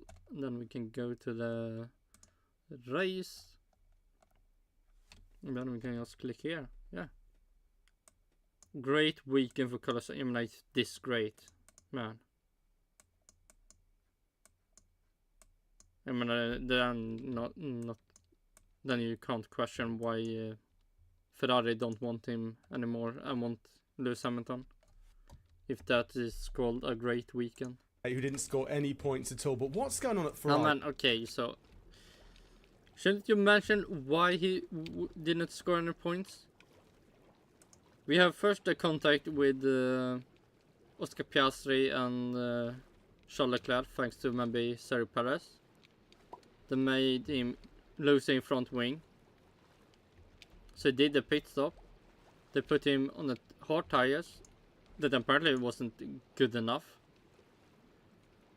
So they needed to do one more pit stop, and after that, if his race was over before that, his race was 100% over that.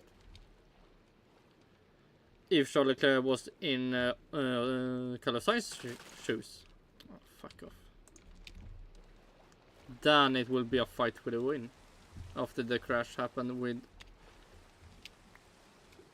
Max Verstappen and Lando Norris.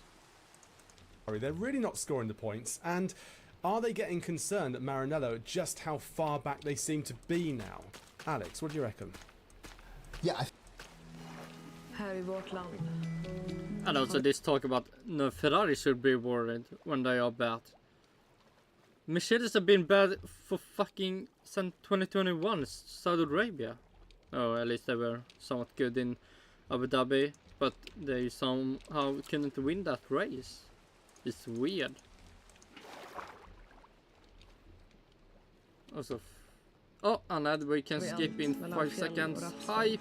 I think Well, yeah, was I thinking? What was I thinking? Yeah, as soon Ferrari doing something bad, they're washed. Everything is bad. They would could they ever come back? And when Mercedes bring the 2022 car, it was always 100% Copian talk that they would be back. The Mercedes they never do anything wrong. They know what they do, or like what to do. They will fix the car.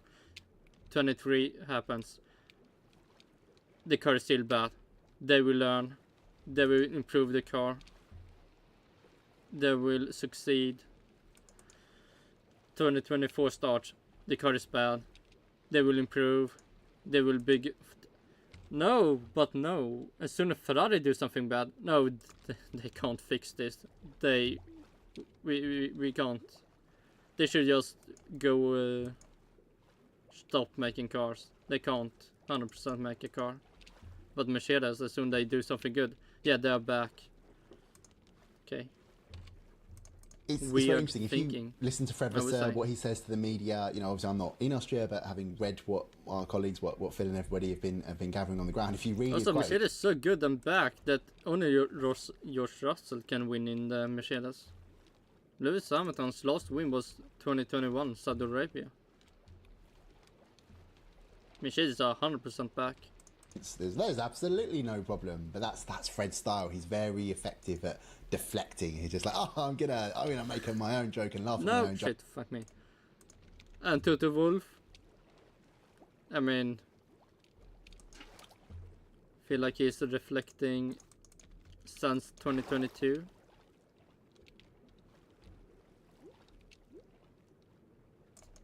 But yeah, sure. Joke, and then I won't answer your question, and you know he's very good at obscuring it in a very charming way. And effectively, what he's saying is, look, it came down to qualifying. Charles made a mistake. If he'd put the lap in on new tyres, he'd have been up there with Max on pole and things like that, and it would have been a whole different story. It changes your race, and he's not wrong. Charles Leclerc's Grand Prix would not have gone so disastrously had he not.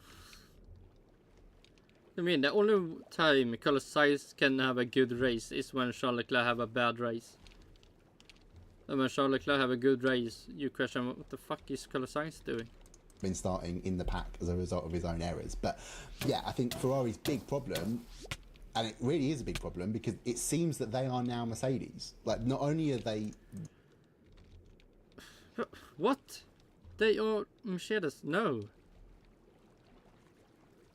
They are 100% not Mercedes. They are bad upgrades. But man, they can never bring that car so low. Or maybe you can... No. Let's see. They had a really bad Canadian Grand Prix, we can say. Oh, what the fuck did I do in Spain? Let's see. Spain. What did I do in Spain?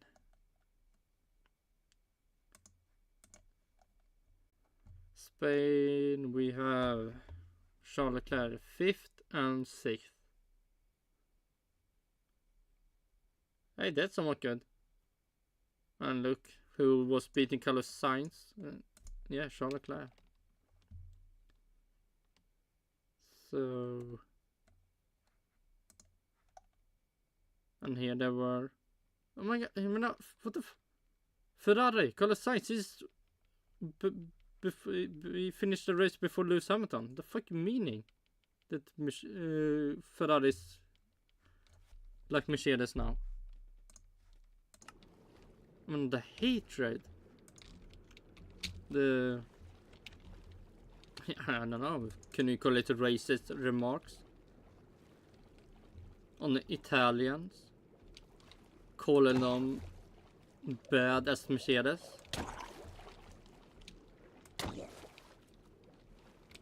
Man. I thought it was 2024. Man, they copian talk. 4th best on the last couple of weekends, but they appear to be suffering with high-speed bouncing in corners, which is robbing their drivers of confidence, and that's exactly what Mercedes faced at the beginning of the year. And there's all this chat about what actually... That's so bad car, I don't think they're mine.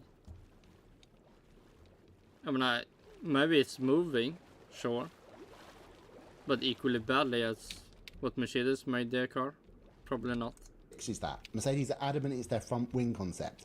A lot of chat about flexing wings and how that potentially, I'm not saying anybody's doing anything illegal, but if you can do it well within the rules, you will gain.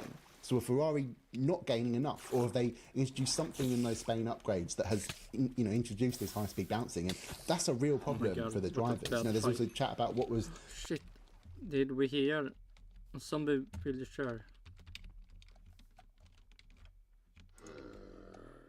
There we have.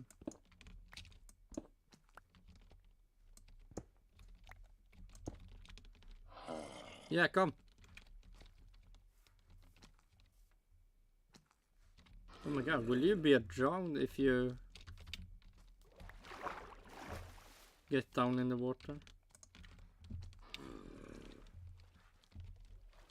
You will probably sink, right?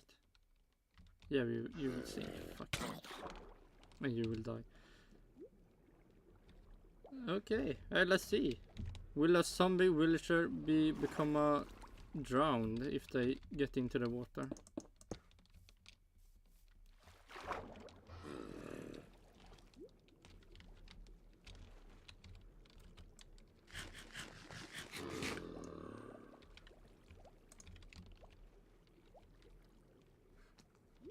Or maybe we can save you. No, it will be too much work. Sorry man, I will let you be drowned. Maybe they should do drowned zombie villager.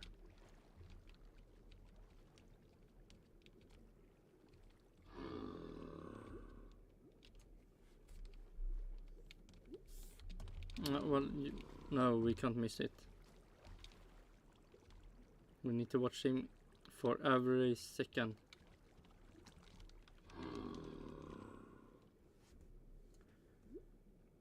Let's see, 11 minutes on the clip.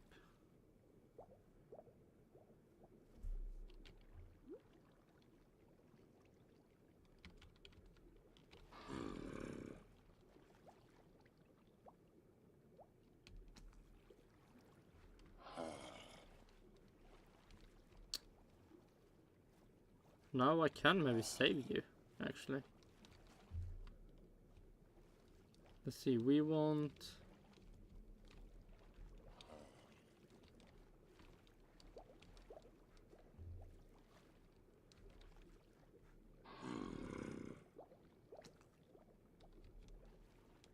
Not this long time.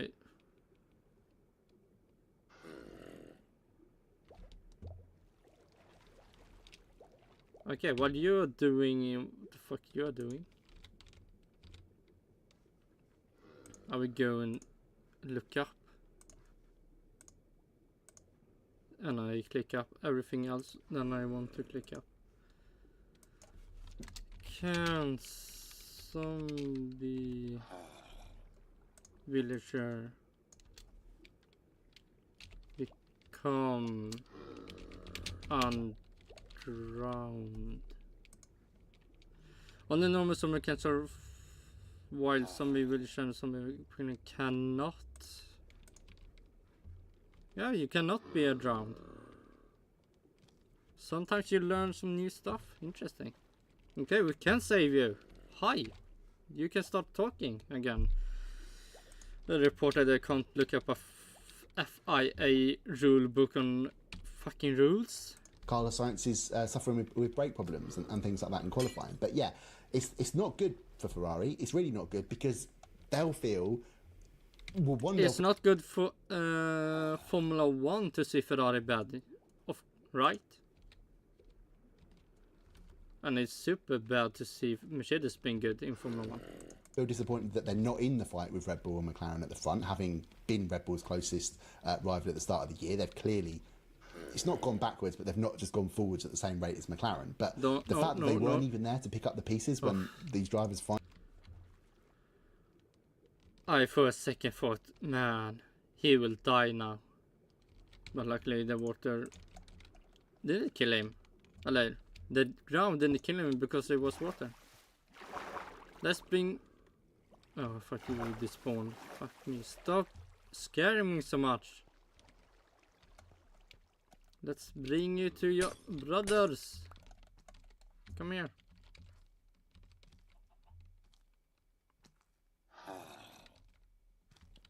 And we should remove that. That would be so depressing. You're going to kill yourself. Fuck, how do I get up there? Oh, we need to go the fun way. No, we can't. Don't jump down. Oh, can we? They can walk up ladders, right? Come. Oh, wait. I think I have a place for you. You will go to your other brothers.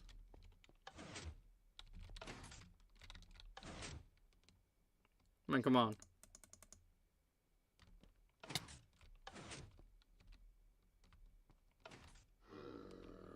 Fuck off.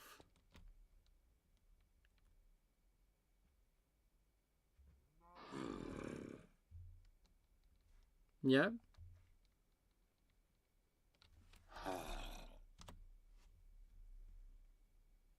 Well, you from Autosport can start finally talking. do collide, and Sergio Perez is obviously absent. That's a real bad showing for Ferrari. So yeah, it's got to be something's got to be urgently addressed, because otherwise this is their lot for the rest of the year. 39 points is all Ferrari have scored in the last 3 Grand Prix, and that includes a sprint race as well, so it's not good enough. But another team that have a Ferrari engine is Haas, and they did really well. Hülkenberg finished in 6th, Magnussen just a couple of positions further back in P8. How impressed have you both been about their progress, particularly...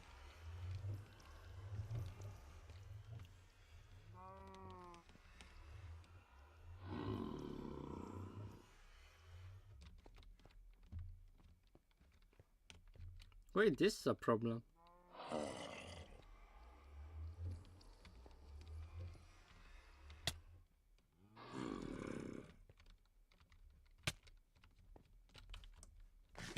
Okay, we can move it.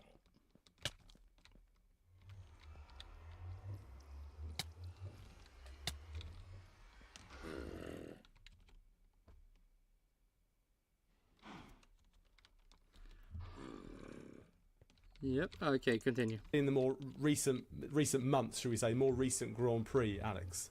Yeah, definitely. I think there was a great deal of showing the Alpine drivers how teammates can race fairly. I thought between the Haas drivers today, which is quite interesting. Although to be fair, Esteban Ogone eventually gave Pierre Gasly some room, and Gasly got by with an impressive overtake at turn 4. But yeah, Haas. I mean, yeah, I'm really impressed by them. Considering, I think it's always got to be considered how they're not a big factory operation, how things are just done differently, and things like that. That team, it is a smaller team.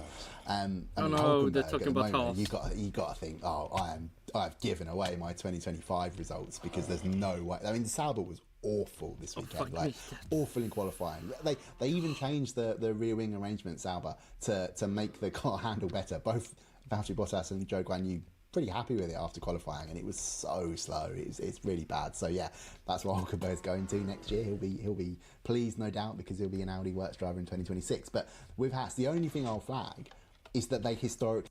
I mean, seeing them get so many points, that was so not fun. I mean, no. Fuck me, stop doing all this. Please say I have room for you now. This will be... Oh.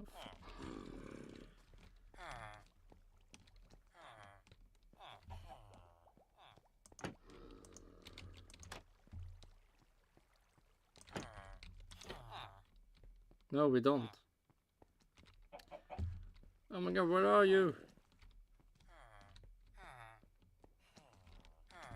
We need to go back. Yeah. Oh no! I didn't know I already put 3 villager already in there. I mean, I never used them. Okay. Man, fuck Haas. Alpine, Visa Cash Up RB Formula 1 team, Kick Sauber. No.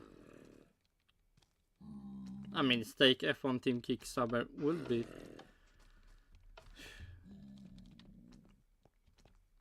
Will be more interested to see points, but seeing Haas getting so much points when Williams, I mean, like, it will be so more fun to see Williams get these points, or Alpine or Visa Cash Up RB Formula 1 team. But no, Haas got so much points. Could go well at Austria. Like Mick Schumacher here, I think of him fighting Lewis Hamilton in 2022, earning his first points, things like that. Like, it could easily be track specific here. I'm not trying to do them down. I'm just saying it's worth pointing out. But you know what's really interesting is that it was both cars today. Like across the weekend, Kevin Magnussen, Ayuka Komatsu saying he's racing the sprint race where he drove away. Oh no, wait! Now we go this way. This is more fun, but I can actually went another way. Oh my god, I'm not walked here for so long. Now is... Oh, it's not now. Soon it will be. The moment of proof. Can he go up a ladder? Here we have it. Oh no, fuck me. Come on, succeed. No, the water!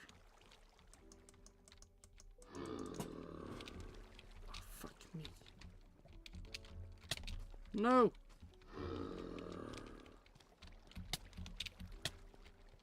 Oh, fuck off.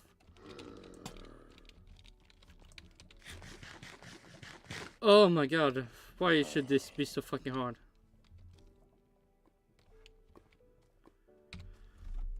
Oh fuck, we need to pause, we need to... All I listen to Autosport now. Fuck me. The drivers that were around him by the end of the race. He said that was our best stint on tyre management. Oh shit. For the people that didn't see, I had 1 heart. 1 heart, so 1 more hit and I would have been dead. On tyre wear, all those problems that plagued them in 2023. So, you know, if that's a sign of things to come, fantastic for Haas. Yeah, I think what happened here is that finally their upgrades that they brought for this type of circuit finally really managed to get that work and work well with this type of circuit where you've got these high speed swoops towards the second half of the lap where you're just losing or gaining so much lap time and tyre wear. So I think this is where their upgrades finally sort of were brought to life a bit, and it helped their car so much. Yeah, it's very impressive. Splitting he couldn't go a there. Red Bull is not entirely their own merit. It's also on Checo, who has had another shocker of a weekend. But yeah, they've been very good. There was a little bit of an issue, as Alex said at the start, with both of them, both of Nico and Kevin being a bit paranoid about, if I'm going to have to save tyres, is my teammate going to have to save tyres as well? Are we saving the same amount? But yeah, they got it.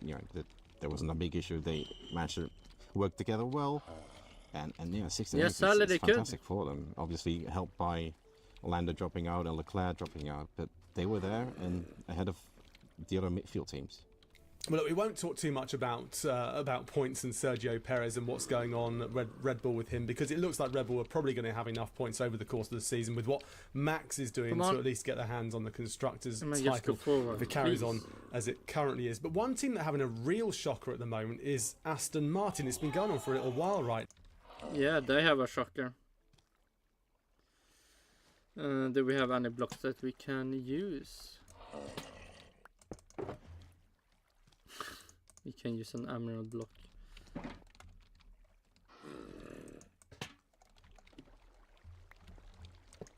Okay, now, come on. Man, I need to clean up so much after this. Come on, can you?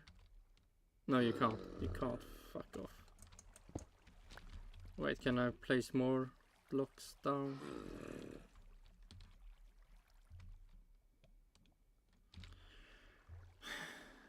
Nope, then we need to go to the other place then. Oh, fuck off. We almost died again. Let's see, how far off are we? Oh no, can't go too far away, then he despawned. Don't say you're despawned. Nope, you're not. Oh shit, this... Man, so much work for one... Because you want to save on zombie villager. Oh wait. Pick that up.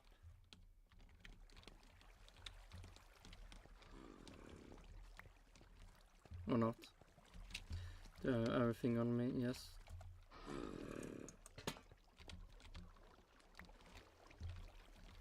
Come on.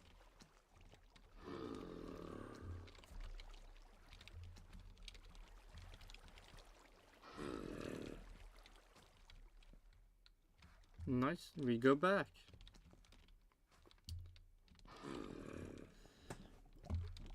Man, I just need to fix this road one day.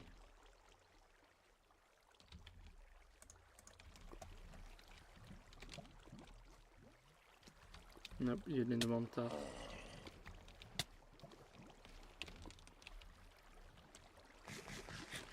And now a creeper falls down and kill me.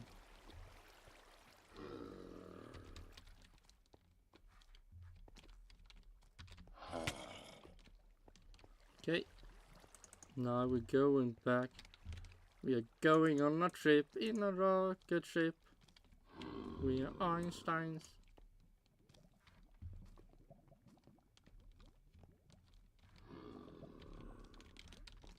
Yeah, come on.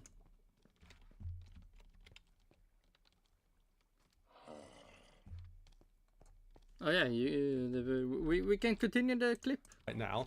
But what is going on there, Phil, at Aston Martin? And what's going on there behind you as well? Now, what's going on at Aston... Man, Aston Martin should have been Haas in that race.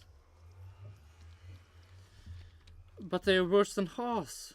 They're worse than Alpine. They're worse than fucking Visa Cash App RB Formula 1 team. The fuck are they doing? Yeah, come. Oh my god, if I just went this in the first place, fuck me. Aston Martin. Yeah, I know. I agree with you, Brendan. Checo Perez is a bit of a broken record with his struggles, but I think the same applies to Aston Martin, because it's been a couple of races now where they've just, they've completely lost any sort of competitiveness. And the problem with their car is they haven't developed as well as the others, as they have done the previous year. But then they also have this weakness in sort of the long, high-speed corners where their car balance is just all over the place, and they're finding it really hard to balance those corners and low-speed corners. Rebel Ring is one of the circuits where you have all types. You have slow corners at the start of the lap and high speed at the end. Same in Barcelona, they were nowhere there, and Silverstone is not going to be any better. So they are just desperate for upgrades, and upgrades that work. Fernando Alonso, we spoke to him again a couple of times this weekend. He seems to be getting chippier and chippier every weekend that this goes on. Yeah, he said last week, less talk, more action. And so maybe Alonso will not be in the car for 2026. Maybe he will be in another car. And Tsunoda can then join Aston Martin and Honda. His mood hasn't exactly improved this weekend. He's so fed up with having to explain why the car isn't great. Yeah, he needs to see improvement very quickly. Yeah, he certainly does. I mean, Checo also needs to see improvement in his luck, doesn't he? Damaged side pods there, part of the cause of why he didn't get the result perhaps that he could or even should have. Final question though, maybe. Any standout performances other than the ones we've already mentioned? Alex? Well,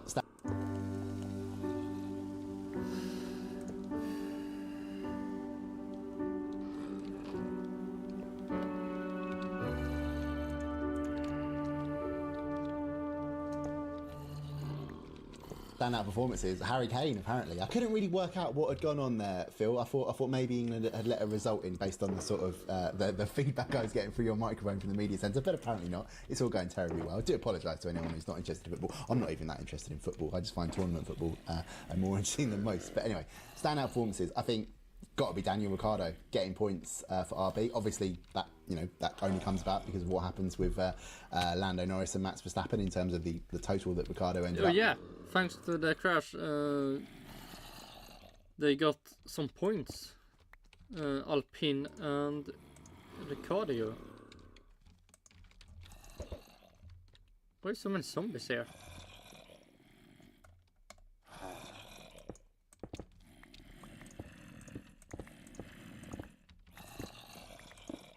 Yeah, I hear you.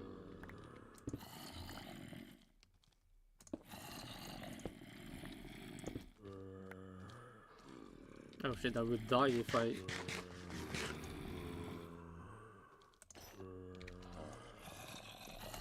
Oh wait, before I... To make sure he will not disappear.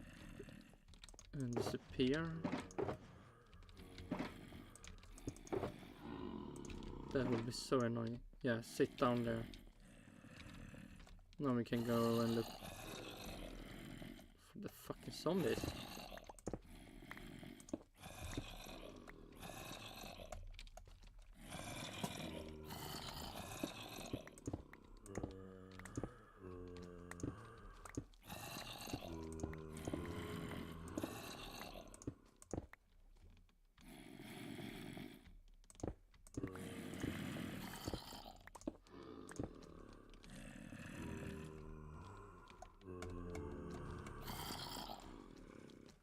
Can we place...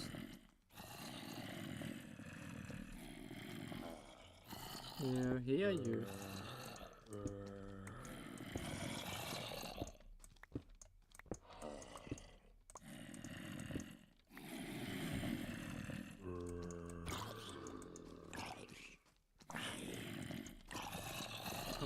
So many zombies. Can we...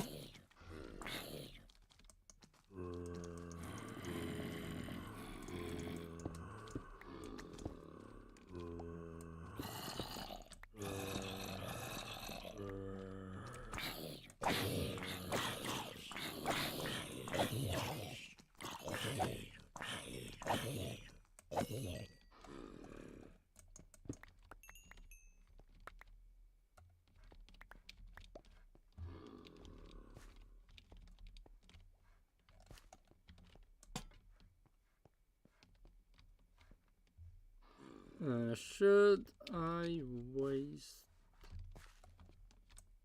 No, I shouldn't waste a lantern here. Okay, now we can go back to the real summit we wanted.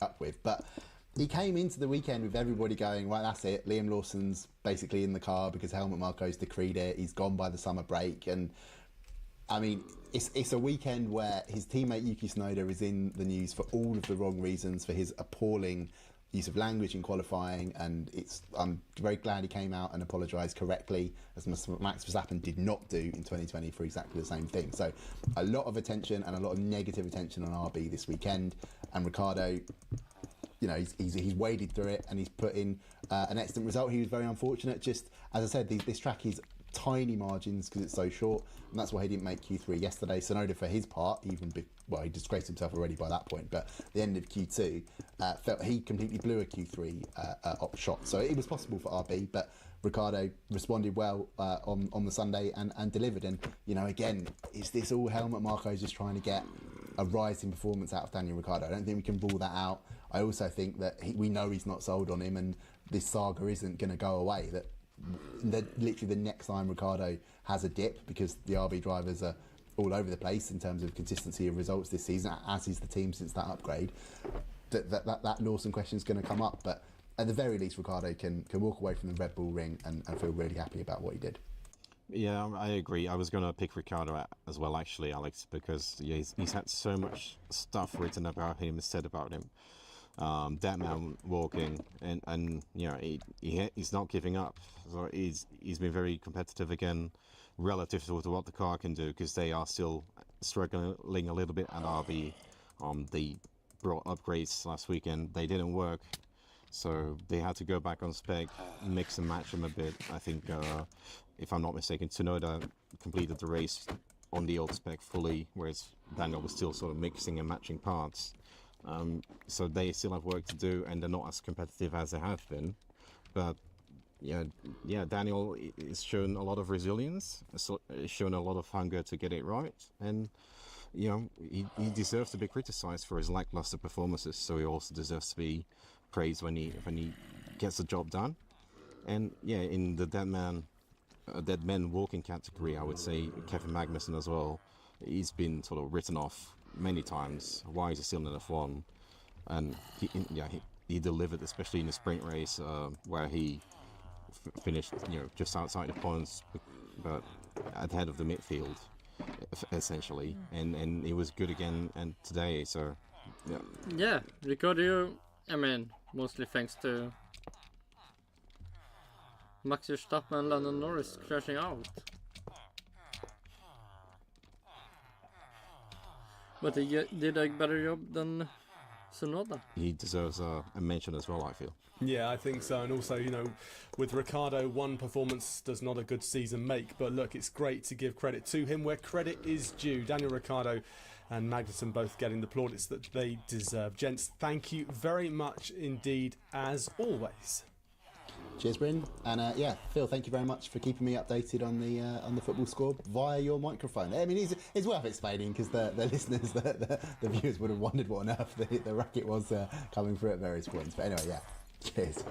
Yeah, well, look, Alex, I just saved you a lot of time, so you don't have to rewatch again. You can crack on with your mag reports and features. So. Oh shit! Here we have. It's Thank you very much. A lot of fire. I'm always happy to watch the 2-1. highlights.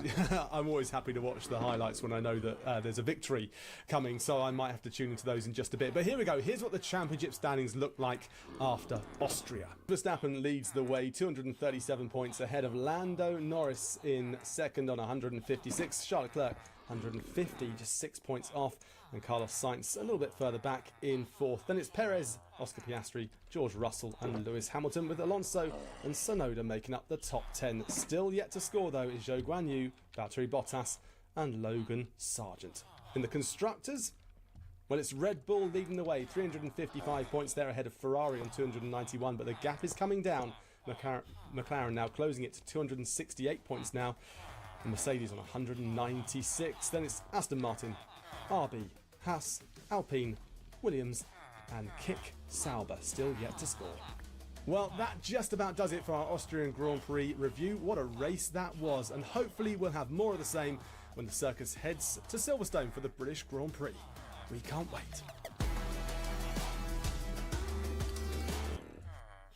Feel like we can wait. Okay, so a lot of nothing in that thing.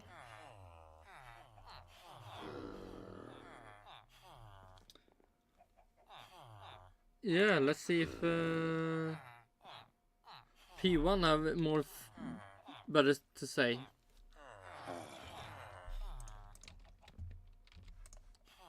And actually have read the rulebook hopefully. Hello everybody and welcome back to the funniest tweets. That is right, we are here for the... Wait, what? Funniest tweets? Have we not? Oh, I've not maybe seen it.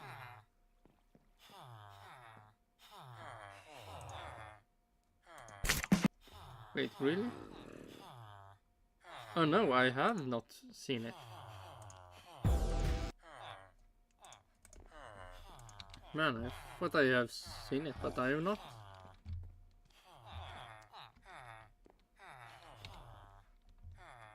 Funniest... Will it be any funny tweets about this? I don't think so.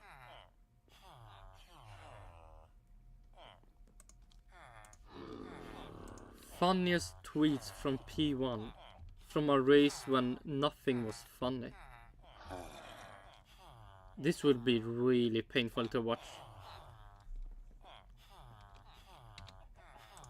Also had to watch fucking 2 ads because I wanted to really see if I watched this. Hello everybody and welcome back to the funniest tweets. That is right, we are here for the Austrian Grand Prix.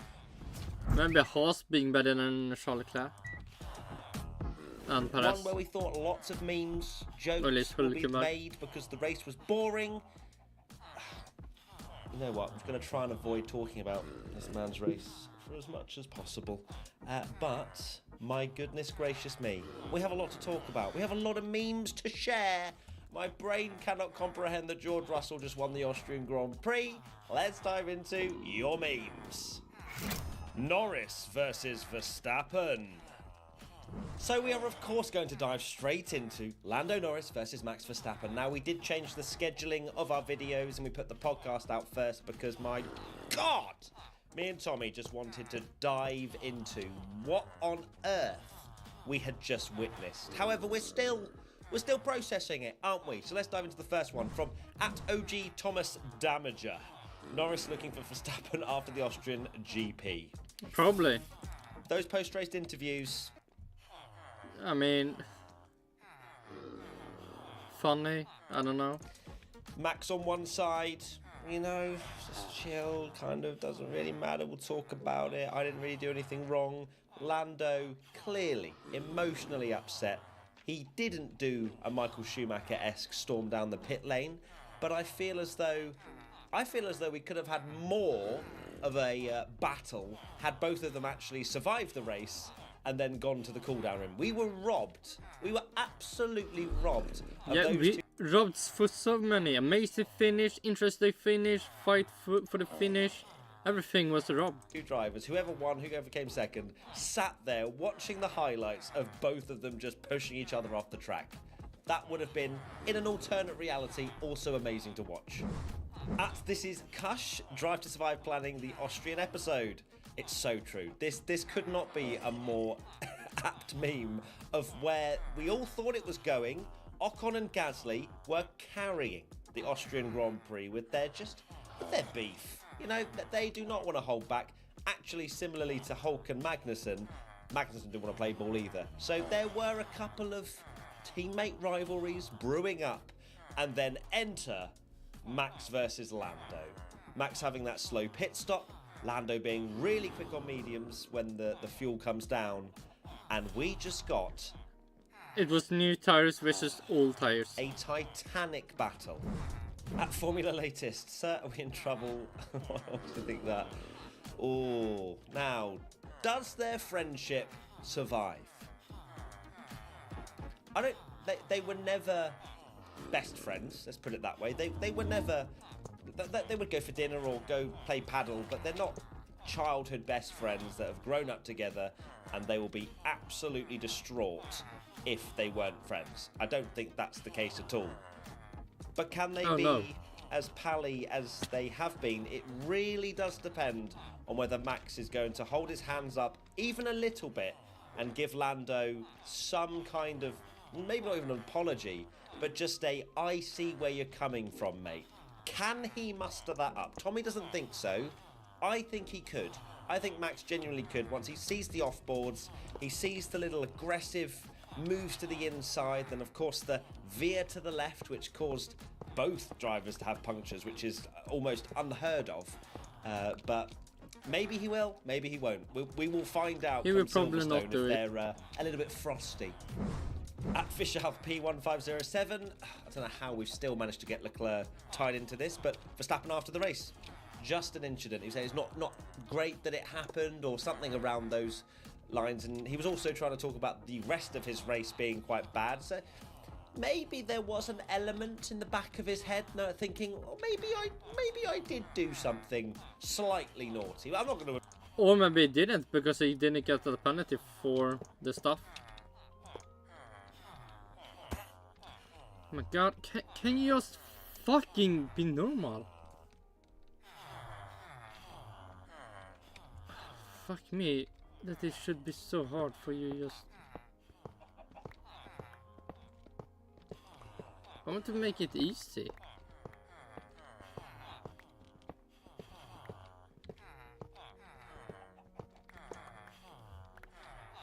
But no. To admit it. But let's talk about everything Also, else still that not a happened funny that meme. wasn't me and Lando. At T Gavlar, it's always one driver. I've not seen this meme before. That is Max Verstappen's victims in some ways, being pushed off the track in one way or another. Of course, Charles in Austria had the same thing happen. We all know what happened in 2021, and then Max and Esteban just, I think they've been coming together since whatever junior karting series they've been racing in. So Nice. another one to add to the list. At Isaac_M. I don't want to see another. Also, still not a funny meme, and then...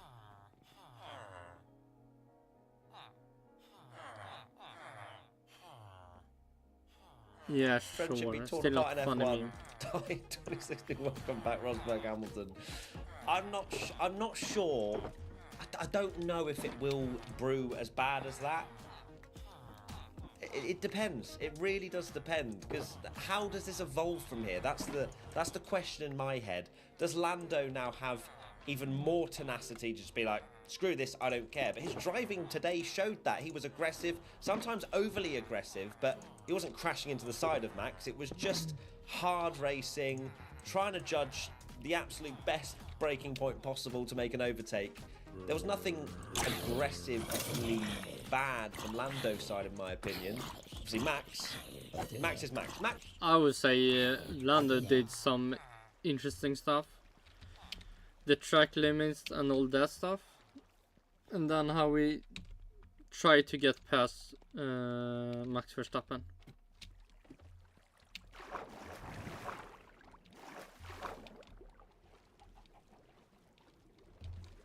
Max ain't changing.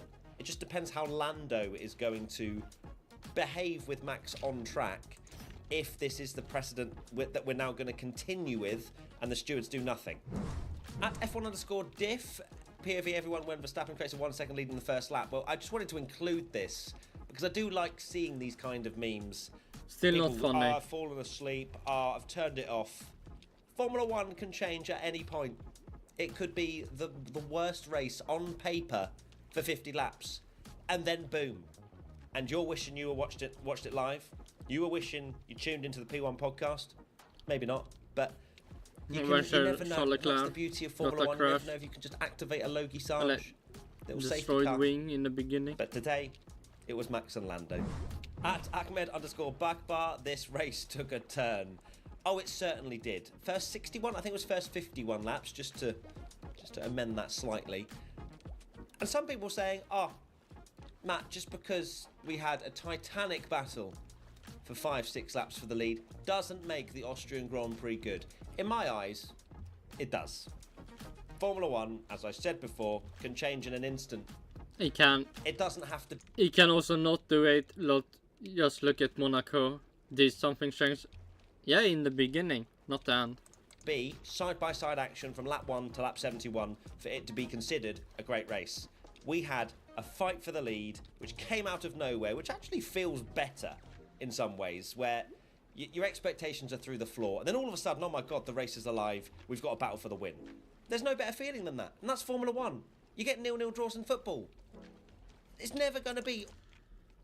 But that's football. That's why we're watching Formula 1, not football. Always entertainment.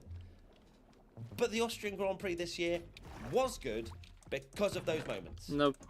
It could have been good. Nya Rexona The ending was bad. Advanced Protection aktiveras av kroppsvärme. Så oavsett hur varm det blir skyddar Rexona effektivt mot lukt och svett. Rexona Advanced Protection skyddar dig i 72 timmar. Många som drunknar gör det när ingen ser. För att de badar ensamma. Är det inte dags för en ny skylt? Oh my god. Scary stuff. Leclerc disaster. No surprise that people put Leclerc stuff in the hashtag P1 thing on Twitter. No surprise, because lap 1, turn 1. Yeah, let's see. Front wing Funny gone. tweets. How's the front wing gone already? Has Charles Leclerc used his entire good luck Formula 1 potion for Monaco? Yes. Is that it? Is that now his last bit of good luck for the rest of his Formula 1 career to get Probably. one Monaco victory? At Mr. Bear 15, Matt having Ferrari pain. Traditions indeed. And you all flocked, didn't you? You all flocked. Why not? Throughout the weekend, actually, onto Twitch, when we were live streaming, doing our watch-alongs. You all just come in, don't you? Because some of you don't watch us with the commentary, which is fair enough. You can't have two screens or whatever it might be. But you do come in when Leclerc has terrible things happen to him, don't you? Why Just to shouldn't see you? how I am. You don't care how I am. You just want to absorb it, don't you? You want to absorb my pain. Yeah, the true pain. My stress. But thanks for stopping by. At FishalP1507, I think you've had another one. I think that's 2 memes you've managed to somehow get through, but well done, Leclerc to the F1 Lords. Help me! Not only are we not getting good luck, Ferrari are now 4th quickest. Huh? How's that happened? Maybe sort of tied with Mercedes, but still. We were looking 2nd, maybe even quicker than Red Bull. Like glimmers of And hope. McLaren took it. We've brought massive upgrades. Was it Canada, Spain? Gone backwards. We've done an Aston Martin and I'm not happy about it. At F1 Friends 2023, Still not Leclerc funny. fans every weekend in squeaky voice. Still not funny. I'm fine. Come on, give me funny tweets. Oh. I am fine, okay? My dad got me this for my birthday. Monaco seems so far away now. Honourable mentions. Ashwin_13 comes in with the first honourable mention, and it's Alonso from P18 taking away a point from Max just for the fun of it. I feel like maybe biggest good surprise was on, because who really thought that Fernando Alonso would have got a point for well, he didn't get a point, but he stole a point from Max Verstappen for fastest lap. So yeah, in all seriousness, Aston Martin, Fernando Alonso, why is this now like a sad story where you just feel as though if this doesn't pick up, Fernando's just going to go, you know what, I can't be bothered with this anymore. This feels like McLaren Honda days all over again. We don't want that. We want Alonso right at the front, just doing Alonso things, please. Or if Alonso leaves, Yuki Tsunoda can join. At the tie, Jager. Pierre to Ocon after that overtake. Oh my god, those two are box office. Okay, here we have something good. They are absolute cinema, those two. I'm actually going to be quite upset when they aren't teammates, just purely because of the drama that relationship brings, and how Alpine like try and cover it over. Yeah, no, we're fine. We're fine. We're totally friends. And then you just see it on track. It's not really the case, is it? This one as well. WV_Jaybird. I hate you in every language. The chow. The chow is crazy. Like, just that one word. It's not even a swear word. It tells you everything you need to know about those two. And they're so closely matched as well. I love watching them. I really do. At Justly2107, one photo to sum up the Austrian Grand Prix. God, that picture of Lando. I've seen better pictures of him. I'm not going to lie to you. And then Max on the floor as well. Yeah, the George pose, slightly not energetic enough for my liking. George, I know that you feel like you inherited the win, so you didn't want to do the T-pose too aggressively, but that's your thing now, okay? You just won the race. Flaunt it. Give me the Still not one. funny tweet.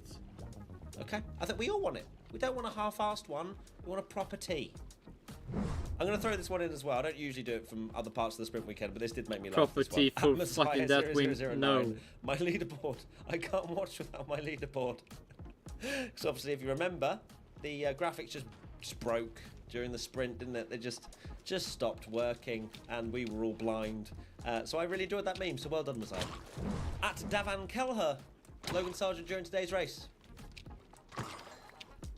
Even though Leclerc was having an absolute stinker, Logan Sargent also had a race, didn't he? He did. He went out there, he did some laps, and he finished. That's all Somehow. you can really say. I mean, he didn't crash. That's something. Zoom, Fred Vasseur and Toto Wolff. I loved it. I love their relationship. And obviously it's so funny that because the height difference is quite remarkable. But those two are just... Why you have a picture of the Alpine? I mean, I should... Okay, here we have Toto Wolff, but man, you fucked this up so much. So cute. They're just... They're laughing, they're hugging, they're just having banter all the time. Yeah, like why did they have this? I mean, wait, let's see.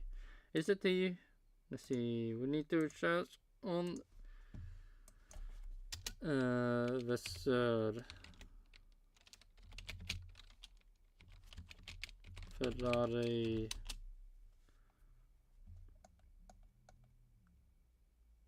Where? Oh fuck, man! The fuck, how you spell his name? From Ferrari team leader Fred Vasseur. Okay, so you spell it. Okay, where is he from? Yeah, like I thought. He's from France, so why would he wanna be part of the Wolf that are from yeah. Oh my god, he's from that place. Austria. But yeah, sure. And it's brilliant to watch. I genuinely love it. So those two, Yeah, but why? they need to stay friends. Are they okay? 'Cause it's good so content. good friends for some At reason? Crystal Horner, do you ever look at stuff and wonder how it got there? Yes, I still have not processed that George Russell won the Austrian Grand Prix. George Russell did. How? Well, I know how. Lando and Max didn't really race the best together, did they? They didn't No. have a good dance. It wasn't a synchronized dance. It was... And man, this makes the race so bad. When it could have been Max going, London Norris I don't want to dance with or you Max anymore. Verstappen. But hey, George, another win for Mercedes. I mean, it's Yeah, another win. So 2 wins in 3 years. That's amazing. Mercedes are really back now after the 2022 start. the guy's doing great this year, and I feel like, yes, he makes some mistakes, but he is not applauded anywhere near as much as he should for the performances he's putting in. At Call Me James, Alonso hitting show. God, this feels like... Also, still not funny tweets. They were somewhat funny. Yeah, the Gasly stuff was somewhat funny. No, still not funny. And no. 40 years ago. Oh yeah, Alonso, that was something that how we just attacked Jürgen Joe. That I saw this moment where Alonso just missed his braking point by approximately 50 metres and just smashed into Zhou Guanyu. Got away with it, I think, actually, without much or any damage. But yeah, we all thought, hey, Lance Stroll. But Fernando's the one that's having a very poor run of form, and Lance is just going about his business in a pretty poor car. Oh, I forgot to include this one in he's Leclerc doing I think. At Naffin_24, Verstappen lapping Leclerc, be like, how did you end up there? How did we end up? Yeah, how did Leclerc having such a bad race?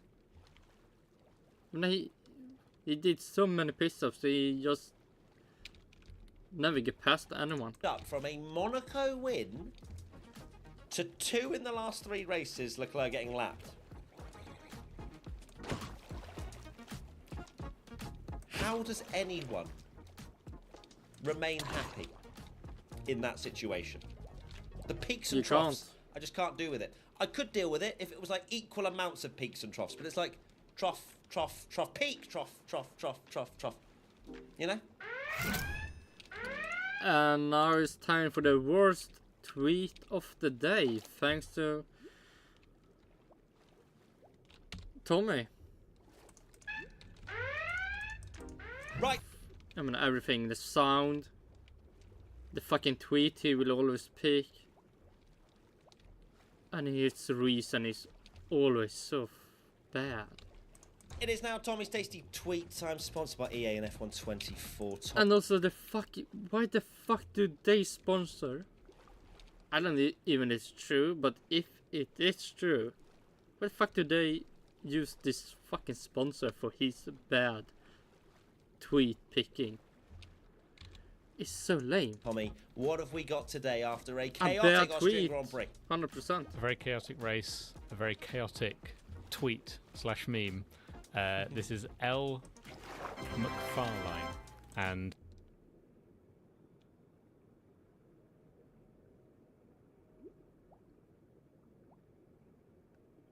yeah, like what did I say? The worst tweet Tommy can find, he picks it. And I don't know, is this actually his humor? Is his humor this bad? No, but it's nothing fun with it. And friendship ended with Max. Now George is my best friend. Yeah, that is a great meme. Oh my god, don't fucking pretend laughing. And boy, that the friendship between Max and Lando, spicy. I love it. It almost gives me that sort of PowerPoint feel to it, which is exactly what George apparently did to try and get the Mercedes seat. So love the little word art there. Thank you, Tommy, as always. Have you recovered from the race yet, or are you still fully not processed that George Russell won the race? No, I'm not processing anything. It still doesn't feel real like that. The easy way to not progress it is never seen. Well, I saw the ending, but I stopped looking when the ending happened, and directly after the ending. So for me, did the race ever end? Probably not. I don't know. Hopefully not. That just happened.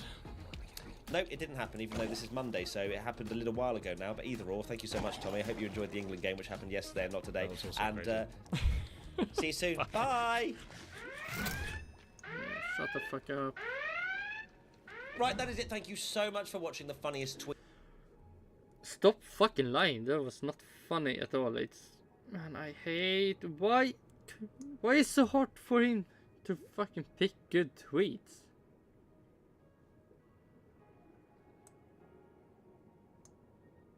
I mean, this could be no, nothing was good. I didn't laugh at anything.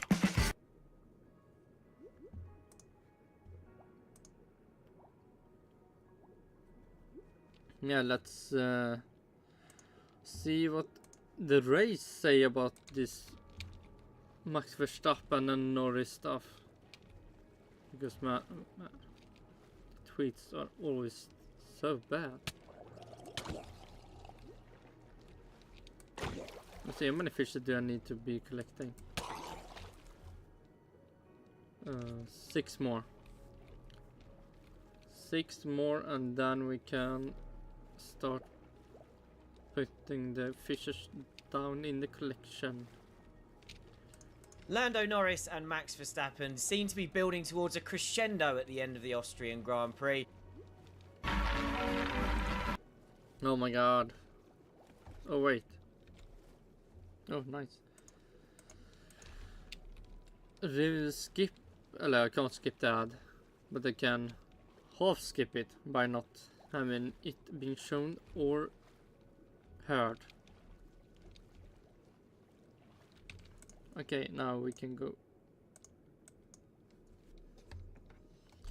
Going back. Lando Norris and Max Verstappen seem to be building towards a crescendo at the end of the Austrian Grand Prix, and unfortunately that crescendo turned out to be a collision that cost them both a shot at victory. Ed Straw's here to discuss it with me.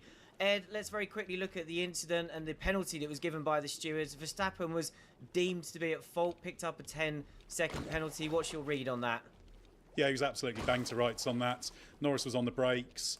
Verstappen had moved to the inside or to the middle to defend. So Norris went into a space, pulled alongside. Verstappen moved over to the left. Nowhere for Norris to go. Absolutely slam dunk, causing a Did he, I mean, from the pit visual side, he never moved to the left. collision penalty, and that's what the stewards agreed as well. Yeah, it's a tiny misjudgment from Verstappen. It's not like a huge swerve or anything like that, but the way F1's rules are written, as you say, bang to rights. More interesting for me is the fallout from this, and that begins really with what they both said after the race. Scott Mitchell-Malm, who you see regularly on this channel, is in Austria for us. He spoke to them both firsthand, so he's had their first-hand accounts post-race. So let's quickly hear from the paddock what Scott made of what they said.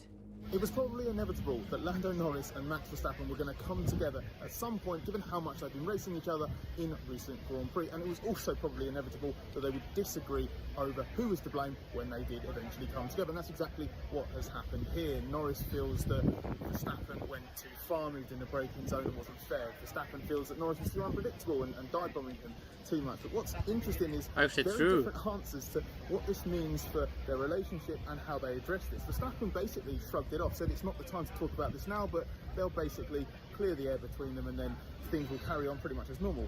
Norris, a little bit different, suggesting it is nothing to do with him and it's not his responsibility to address this and clear the air, because he clearly feels Verstappen's the one to blame. And Verstappen was Norris was a lot more aggrieved than Verstappen was about how the other driver drove. Verstappen was sort of putting a bit of blame on Norris, but Norris was the one who was accusing Verstappen of not racing fairly and respectfully. So this is the kind of fairly, thing where it's not going to completely destroy their relationship or anything like that. But now that they've raced each other like this, now that they've collided like this, it will inevitably add a little bit of steel when they come together on track in the future. Good stuff from Scott there. Good to hear from him. Ed, what did you make of that contrast that Scott outlined there between the way Norris and Verstappen reacted a few minutes afterwards? Yeah, it was interesting, wasn't it? Because over the radio, Verstappen had been fairly strong, but he did seem to have eased off on the incident, let's say. Presumably he had seen a replay as well. And so he was trying to turn it around a bit and talk about the fact the team had put him in that position, which was a legitimate point. Strategic errors, running the first stint a bit too long. Pit stops weren't good, particularly the final one. So that was a fair point from him. But I think he didn't really want this to be a battle about that specific incident, because I think he probably knew that the penalty was legitimate. I'm sure he'd have been... Oh, was it? ...much more forceful had it not been. Norris, by contrast, was very, very forceful. He knew that on the collision he was not at fault and Verstappen was, and so he was able to take the high ground and say, well, let's see how he responds and what his thoughts are about it. It's not down to me to go and start a conversation, it's down to Max. Yeah, really punchy stuff from Norris, and I have to say, even more punchy stuff from his team boss, Andrea Stella, who went into referencing 2021 and Verstappen's battles with Lewis Hamilton, and he said that these things were not addressed properly back then, and that's what's caused this. He said Max doesn't need true. to race this way. I was quite taken aback by this. I just didn't see it coming. What did you make of it? Well, the thing with Andrea Stella is he's got a great way with words, and he has very strong opinions on them, and he articulates them extremely strongly. He didn't say it by accident, did he? Exactly. It was actually quite funny as well, because he opened up his answer by saying, well, everyone in the world could see what happened there except for one group of people. So that was clearly pointing at Red Bull and saying, well, Red Bull and Verstappen don't need to do this, it's bad for their reputation, etc., etc. And I think he was bang on the money in terms of how past incidents have been dealt with. I don't just think it's about Verstappen as well, it's about Formula One in the wider sense. I think that the rules of engagement, if you... By the way, the other group, Peter Reser, apparently is on Max Verstappen's side. Man, people are so fucking weird. Why are they so fucking stupid? In terms of wheel-to-wheel racing, have really just drifted so far. No one really knows where they stand anymore. And I think that's because they've desperately tried to layer in these rules about what you can and cannot do. And it's just lost that basic thing that all the drivers involved need to accept. They all need to get round a track. They're all sharing bits of. So I think there's a wider mess. Yes, some of the 21 Verstappen stuff is part of that. And I can't actually blame drivers for if they've got away with stuff before, or if there's inconsistencies that they feel are there, that they will be a little bit forceful. So good point from Andrea Stella. Yeah, I have to say, I don't say F1 is determined to create black and white rules for dynamic situations, cars in different positions, different profiles of corner. I think even Max said that corner kind of invites these sort of things to happen. He's had something very similar there in the past with Charles Leclerc. So it's as Stella says, we're asking for trouble here. I don't necessarily think that it has to mean that what was decided in 2021 was wrong, if we could get that consistency that you mentioned there. But the fact is, the things that happened in 2021 have set a precedent, and that's now why people race the way that they do. But talking about how drivers race with each other, this was, as I said at the start, a crescendo. We built to a crescendo. This was a long-running battle. There'd been a few laps of Norris attacking Max, and both drivers were getting upset with each other even before they collided. Lando didn't like Max as he felt moving in the braking zone or moving too late to defend. Max didn't like Lando making these huge lunges up the inside, at times taking them both off the track. How did you read the rest of the battle before they collided? Yeah, there was plenty going on, and I think we also have to remember the context of the sprint race, where Norris had absolutely nailed Verstappen under braking into turn 3, then threw it away by not covering the inside, that amateur error he referred to. So Verstappen will have had that in mind, and that was the way Norris tried to go initially, and he was getting frustrated with Verstappen moving in the braking area. Verstappen says, no, I wasn't, I know when I brake and I moved before. I'm not sure about that. I think... Yeah, you don't know because you not looked it up, yeah. Certainly the first one, lap 55, I think, if he wasn't already on the brakes there in some way, I don't think he'd have made the corner. So, yeah, I'm not entirely convinced by that. So I think Norris has a point there. But Norris was obviously getting more and more attacking. There was a few laps after that where he sort of locked up, ultimately did just dive bomb him and went off the track himself. So I think Verstappen's got a point there. But then, of course, the way this built up is what caused the final incident, because Norris thought, well, there's no way I can go up the inside. I've tried everything. He's going to move. I've got to go to the outside. And that's what then created the situation. Verstappen had kind of staked a claim to what he was going to do. And that's why Norris went that way. And then he went the other way and moved over to the left into the corner. So this very much built up. I don't think that Norris was absolutely perfect in all areas. It's just in the incident that did actually cause the penalty that was the most extreme one with the contact, that was 100% Verstappen. But a very, very interesting build-up, I agree. And in the wider context of Norris versus Verstappen, this developing multi-race battle, very, very interesting. That's the thing, isn't it? They're such good friends off the track, and up to now that relationship hasn't really been tested. We've even had little moments like Lando putting Max on the grass at the start in Spain, but because Max won the race, they had a little joke about it in the cool down room. So we haven't really tested their friendship. But are we reaching that point now? Is this a line in the sand moment where it's like, okay, they both I would say steps, no, they but both know maybe they won't it go is. there again, or is this just the beginning of this potentially spiraling and many more collisions to come? And if so, can their friendship survive that? Is that even possible? Yeah, it's extremely difficult because if you do cross paths, cross swords on track regularly, it does get stressed. And sometimes you see drivers like this, they fall out a bit when they're racing at the front in F1, and then once it's all done, they become friendly again. So that could be the trajectory. I suspect it will build into that because McLaren is so consistently strong. The one thing I do have in mind, though, is I thought that might happen with Verstappen and Charles Leclerc after the collision they had at the same corner, turn 3 in Austria in 2019, but the Ferrari hasn't been consistently quick enough. But I think the McLaren, it's a good solid all-round car. Max Verstappen said they're always there, and basically there is a papaya car bothering Max Verstappen with great regularity at the moment. So yeah, I think this one will build up, and the first question for Verstappen and Norris is how they handle it. Will there be a bit of a cooling, or can they shrug it off? But if it keeps happening, they won't be able to shrug it off. Yeah, I can't see how they can shrug it off, because we've seen it. As you mentioned Leclerc there. We obviously talked about Hamilton previously. Verstappen is incredibly tough in battle. He would argue that he goes up to the limit and doesn't overstep. But even if he's on the limit, that requires anyone he's racing to be on the limit as well. And you only need to go over by a small margin, really, like Max did today. It's a tiny, tiny misjudgment that caused the collision. But Lando's got a choice to make. He either comes off second best every time when he races against Max because Max is willing to be tougher than him, or he has to be as tough as Max. And I think that means they are going to keep having these battles. Like, McLaren's form doesn't feel like a flash in the pan now, so there's going to be more and more of this to come. And they may not be teammates like Lewis Hamilton and Nico Rosberg were, but remember, those two were really good friends, and in the end their friendship couldn't sustain the battles that they had. Obviously added tension there when you're in the same garage. But that's a neat way, actually. Let's move on to Mercedes, because Ed, a Mercedes won this race, and I think, as George Russell said afterwards, who would have thought that at the start of the year in Bahrain? Plenty of luck involved. Obviously he wasn't right on their tail, but you have to be best of the rest. You have to put yourself in that position to be the person who can then benefit when something like this happens. Yeah, and George Russell.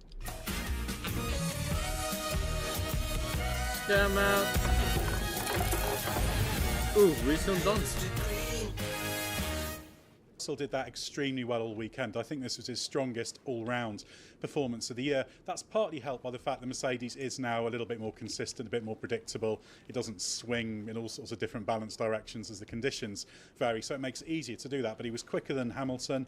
He was quick throughout the sprint component of the weekend as well, qualifying the Grand Prix also. Yeah, he was. And this was a really, really strong third-place performance from Russell that meant he was there to pick up the pieces. So the first place is a bonus, but it's great to see Russell putting together that kind of complete weekend. There wasn't an obvious weak point, and he was rewarded. And he hasn't always done that this year. And you saw in Canada, he got a bit overexcited when he was running at the front in the car that in dry conditions was the fastest. But really, really good for Russell. Great boost for Mercedes. They really have made progress with this car. Still more to come, but yeah, they couldn't have picked up this win a few months ago. They'd have been too far back. I mean, progress been better than Ferrari.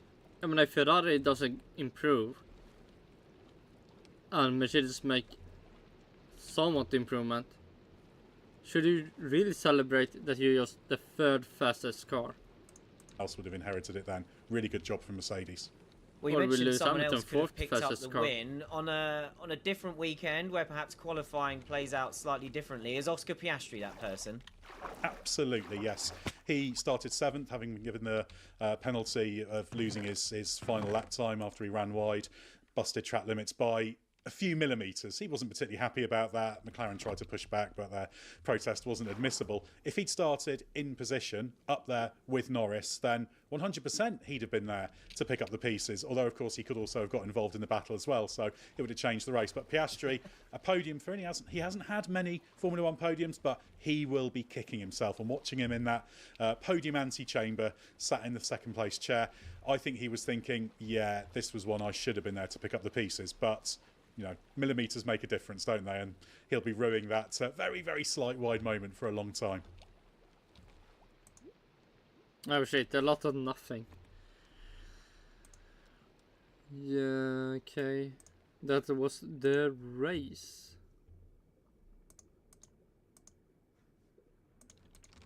Let's see if we can finish getting 2 more fishes, and then we watch Kym Illman. Let's see, George Russell, amazing F1 win. That was not amazing win for him. It was a win, but not amazing. it was a lazy, lame win for him. Oh, one more fish for the collection. Unblock fish, cyan black. Come on, one more fish. One more fish for the collection.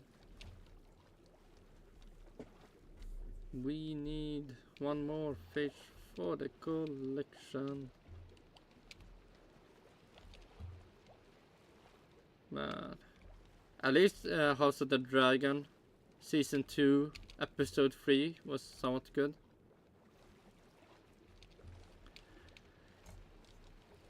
It's still a lot of build up. Hopefully the next episode will have something more that happens. But for now, just... yeah, a lot of build up. I mean, it's building up to a big fight. Or at least a big... I mean, it's building up to the big war, but hopefully a big fight. With some dragons. I mean the... oh, what's they called? High Tower. They are going to Harrenhal. And yeah, did people leave from Winterfell or the Night Watch?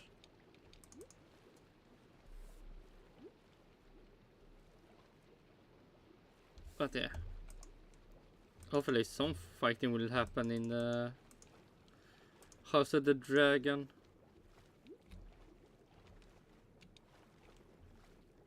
Season 2, Episode 4. Because they started... because I really want to see some fighting, not a lot of build-up.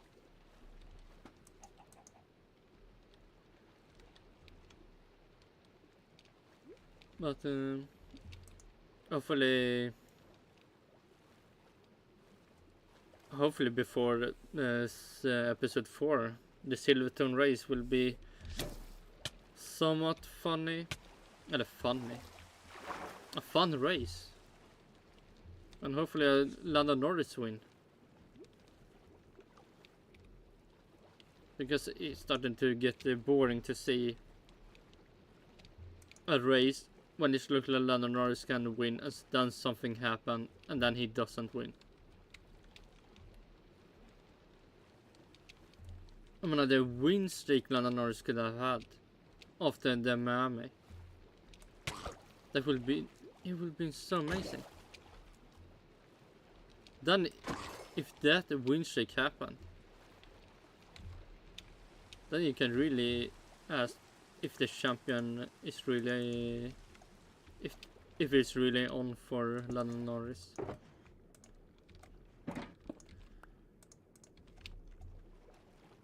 Oh shit! Is it Formula? Let's see, Formula 2.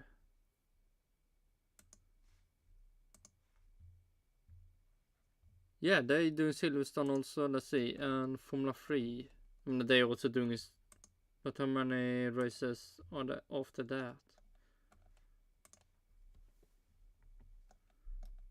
Silverstone, then Budapest. Okay, 4 races left. When is Budapest? Formula 1.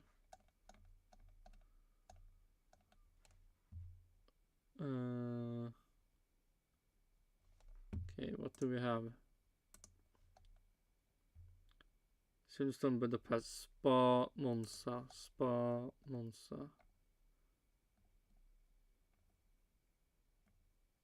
Oh yeah, Belgium is Spa.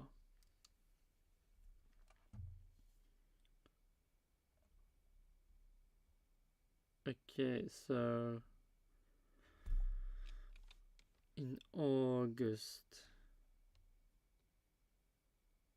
Yeah, either way, in July will the next races be? So yeah, hopefully, when at least for me, Formula 2 and Formula 3 had some nice races on Sunday.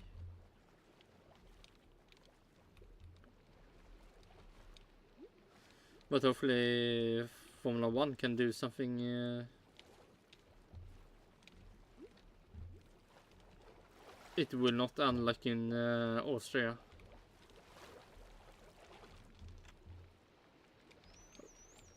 Or yeah, that would be not at all funny.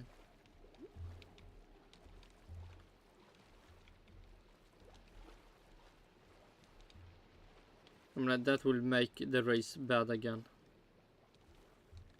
Okay, we have collected the last fish for the collection.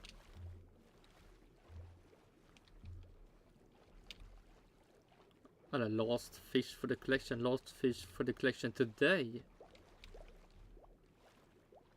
Do we have any more? Nope. Okay, then we get down.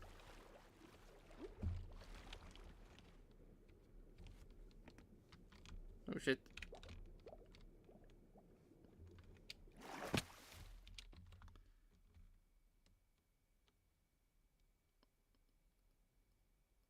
Let's see, we go.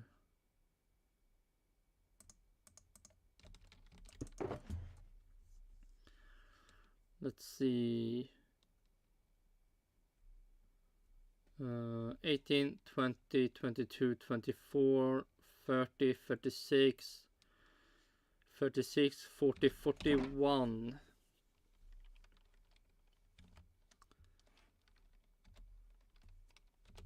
$62 plus 41.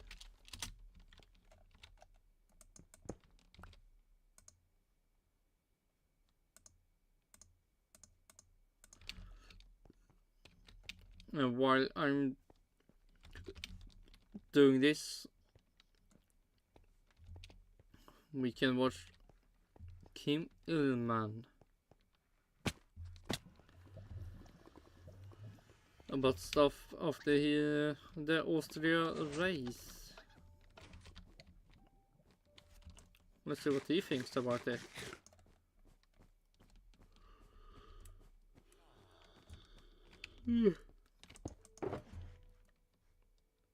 Did I get any one-colored fishes?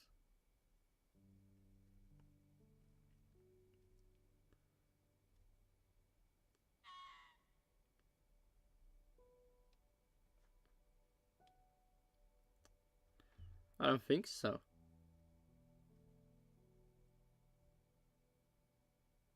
There we have lime.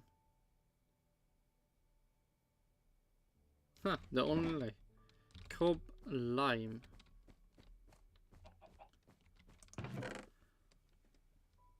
Cob lime.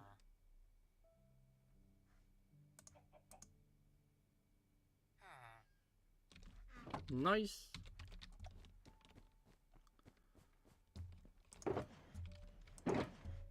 Okay, now we can bring Kym Illman on. George Russell with his second ever F1 win. G'day, George Russell with his second ever F1 win at the Austrian Grand Prix. Let me tell you. Nope, we need to watch the fucking ad first. That's boring.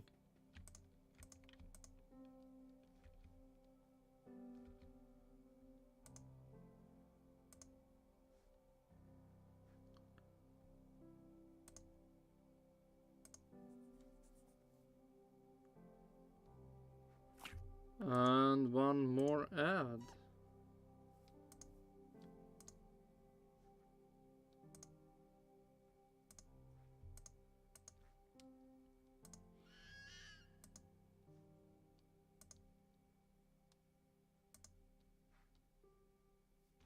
Oh, it's back. So with his second ever F1 win at the Austrian Grand Prix, let me tell you what happened post-race with George. What a stunning surprise victory for George Russell. The first I knew about it, I was waiting to go out to Parc Fermé, standing with a whole lot of other photographers, and then suddenly these guys start shouting because somebody had a screen, and on lap 64, as you knew, there was an incident between Max and Lando that put them out of contention. And I've got to say, at that point, there were very few photographers left out on track.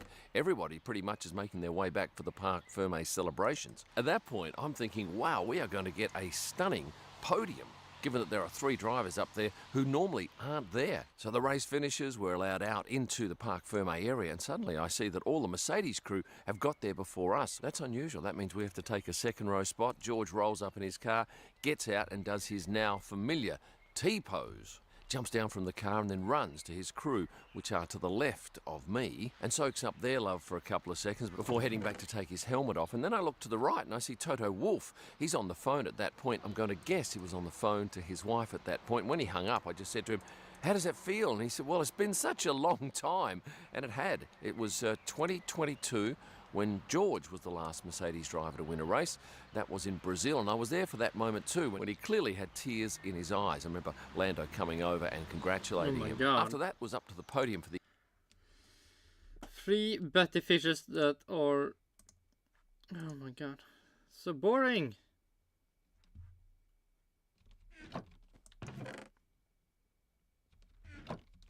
Yeah, the continue. obligatory spraying of the bubbly. After the bubbly spraying and the group photo, it was down to the TV media pen. I headed back to edit some photos and then headed to the last few minutes of the press conference, where there were very few journalists in there and I was the only photographer. One thing I do remember in terms of George's response was when asked about celebrating the event, he responded, "I want to celebrate it because you can't take these moments for granted. You need to enjoy it, but it won't be as hard as Lando's celebration. If it's 50% as hard as Lando's celebration, it will be a pretty massive night." I wonder now, the day after, whether it was a massive night for him. Then it was a long walk back underneath the track to the front of the garage for the post-race celebration shot. Now, at that time, there were a lot of trucks coming down pit lane because all the teams want to pack up their gear. The celebration shot actually necessitated them stopping a number of those trucks so that this could be done. George arrived. Lewis was also there. He actually gave Niki Lauda's wife, Birgit, a hug and sat with her for the celebrations. He did sit on the edge, though, making for a quick getaway because he was in his good trousers that he wore earlier into the track. And once all the photographers and the team were set up, there was one dry celebration shot and then a wet one, after which the bubbly was opened and sprayed everywhere. And of course, George and Toto get another dousing. And when I was looking at some photos for this video, it was the first time I've actually looked at the label on these bottles. And each of these labels is actually made for the race. You can see here, although a little bit fuzzy, that it's got the Austria race and the date of the event. And those bottles are indeed great keepsakes, and you'll see a picture later of George leaving with that bottle. And as usual, once the drivers get up and move away from the group, media rushes in and it is a crush. And look, I'm a big guy and I've still got to work hard to keep my position. I was at the front, and as you can see, it stings the eyes, and I notice this all the time. These poor drivers, once they get the first lot in their eyes are closed. They can't see what's going on. He was then hoisted up on one of the crew's shoulders for these shots, and before he went and hugged almost everybody in his team, he went over to Ted Kravitz and doused Ted in champagne as well, which I thought was... Oh my god! Fuck, who cares? It's lovely, and Ted was pretty good-natured about it. A couple of minutes later, I found George and Ted talking, and off camera, George is saying, "Look, I'm sorry about that. Do you want to use my shower to get clean?" He said, "No, that's fine. I've got a T-shirt underneath it." And later on, I actually caught Ted out in the paddock with this rather unusual pose. But he was certainly good-natured about it. And I think he was more than delighted to be doused in that bubbly by an F1 race winner. After that, he went back to the motorhome to have a shower and clean up before his flight back home. And this was my final picture of him leaving the track. Now, if we go back to the Saturday press conference, he was asked what he thought the situation would be like for Sunday's race, and his comment was great, where he said, "Look, I'm probably just going to sit back and let these other two fight it out." And as you know, that's exactly what transpired. Is this good for Formula One? No. You bet. Suddenly now we've got the opportunity for other drivers to win because we've got a rivalry up the front with Max and Lando. And What's good with that? You want to see Norris to win, not fucking George Russell. You might have heard Lando say afterwards that when asked about will it affect their relationship, because they are good friends, he virtually said if Max doesn't take responsibility for this, it's going to be very tough for them to have that friendship. And what did Max say when he was asked about the incident? Non-committal.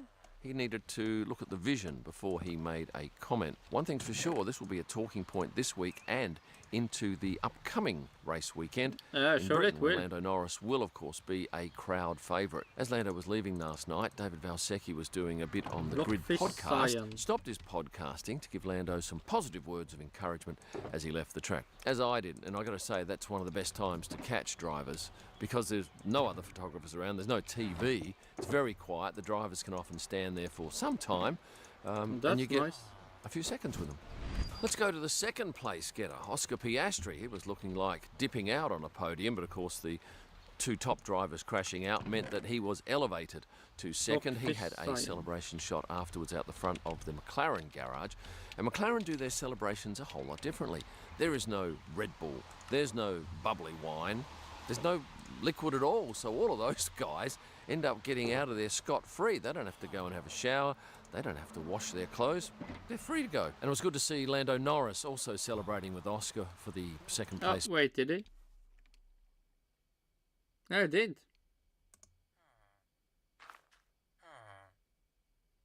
Oh, maybe because he got the third place in the sprint race. Scot-free. They don't have to go and have a shower. They don't have to wash. Oh, would Lando Norris still have been here if he didn't got the sprint race? Their clothes, they're free to go. And it was good to see Lando Norris also celebrating with Oscar for the second place finish. Front and centre with him, enjoying a lollipop. Last year, it was very rare for Max Verstappen to come out of the FIA garage. I think it was once. This year, though, he's missed the podium on 3 occasions, and this was him coming out of that FIA garage on Sunday. Others exiting, Daniel Ricciardo, happy with his performance. He scored points, finished in front of his teammate, which is vital for him, given that he's up against Liam Lawson for that seat at VCARB, and I'll get to Liam in just a second. Nico Hülkenberg, he was pretty excited because he finished 6th.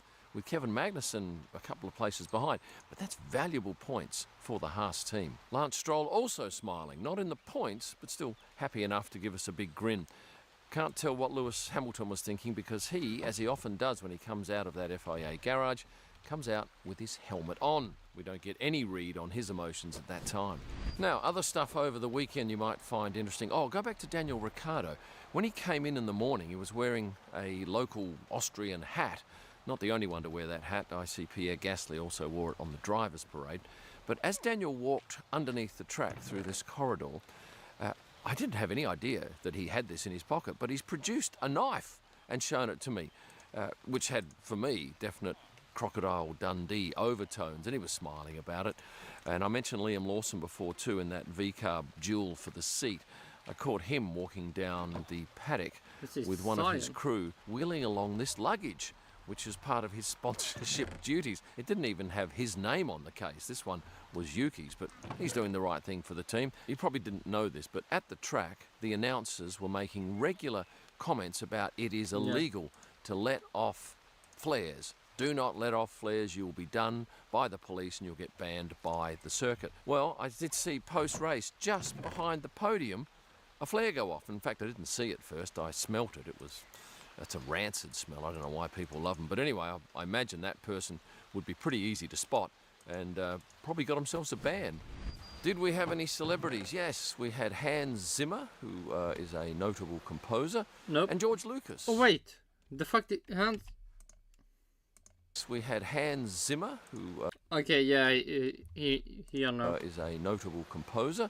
And George Lucas, film producer, Star Wars fame. Oh, it's raining quite heavily now, but luckily I'm under a tree.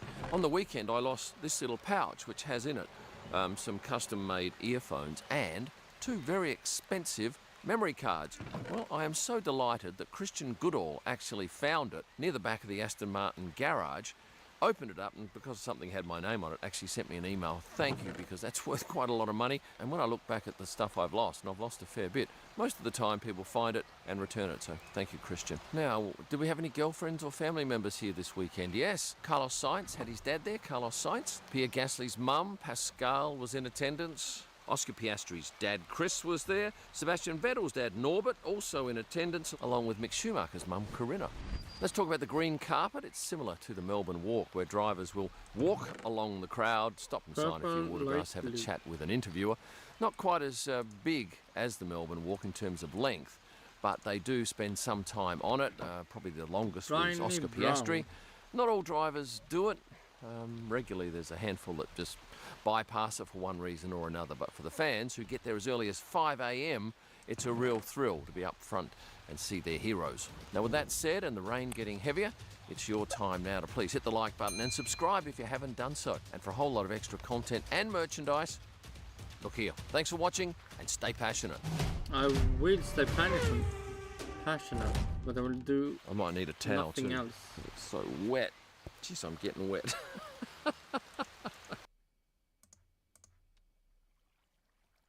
Not that over. It's over.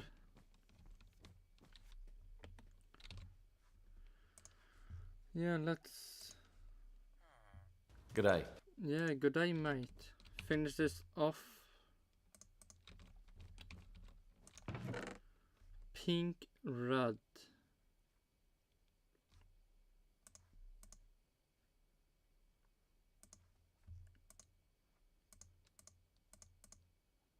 Brown, blue.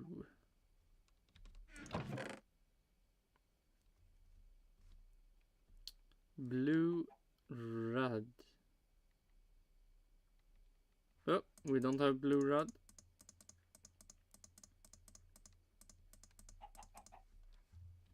Blue, no. There we have. Man, I was almost being depressed. Brown, blue. Did we really not have brown, blue here?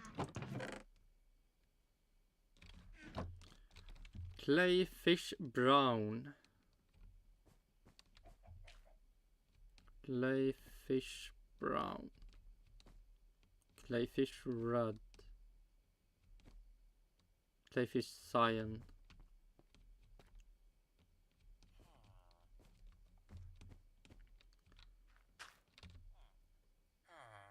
Clayfish, brown. Come on, clayfish. Show me what you're made of. Clayfish, purple. Flopper, brown.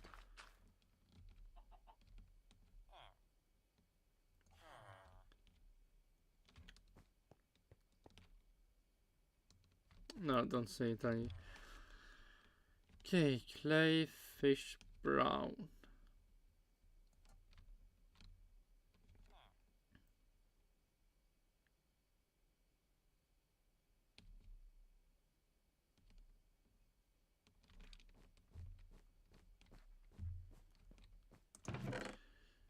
Clayfish, brown. Nope, it's not there.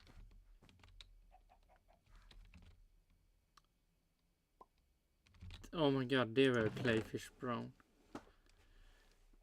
Brown, blue. We have brown, blue.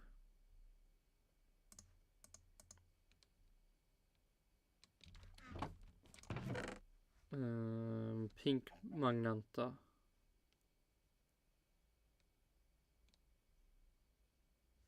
And we have that also. Purple, no, flopper.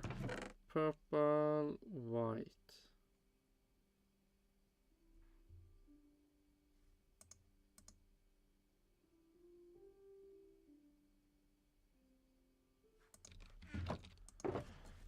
Oh my god, how many fishes do we have? 3, 6, 9. 12 fishes minus for now.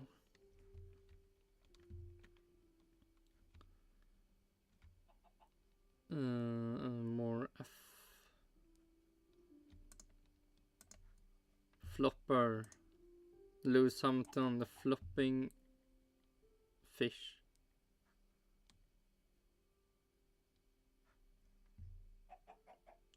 Now we want cob. No, we want glitter first. Then we want cob.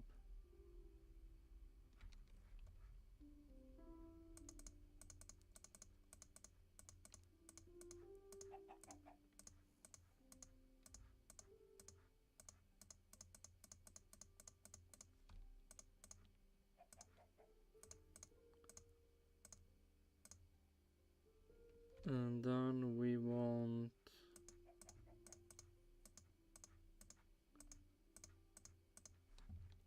that, and then we want the cob.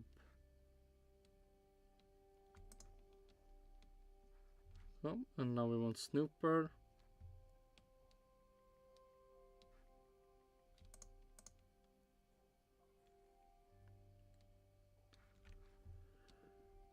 And then we want spotty.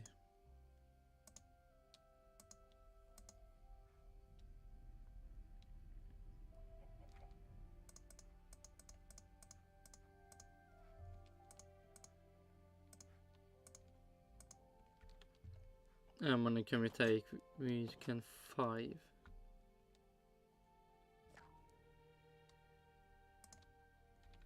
Okay, that's enough. Flopper, Lewis Hamilton, pink, green. Do we have a pink green? A pink green Lewis Hamilton?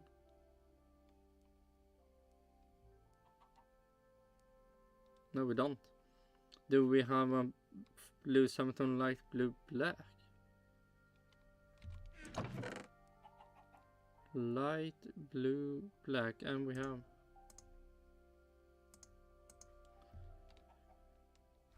and green magenta. And we have that also.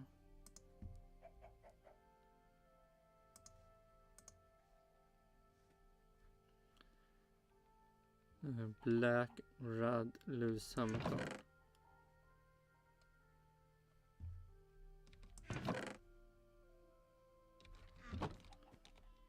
Black and red Lewis Hamilton. Where can we find?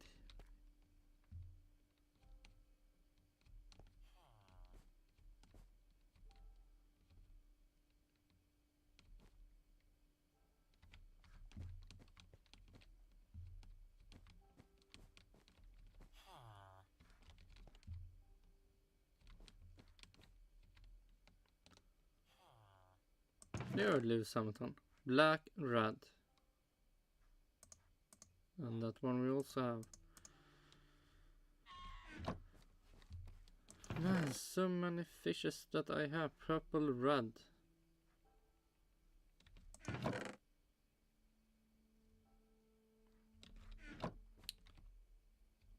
Purple, glitter.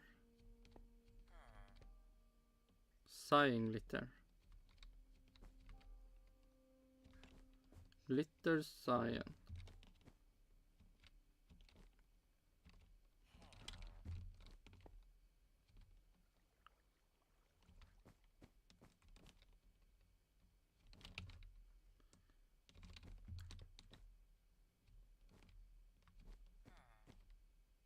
Wait, did I?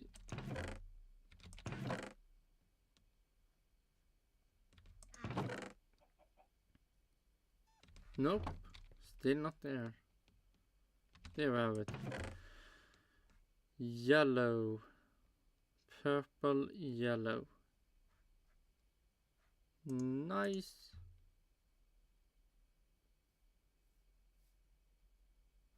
Let's see. White, brown, blue, red, light blue, green, pink, cyan, magenta, orange, yellow.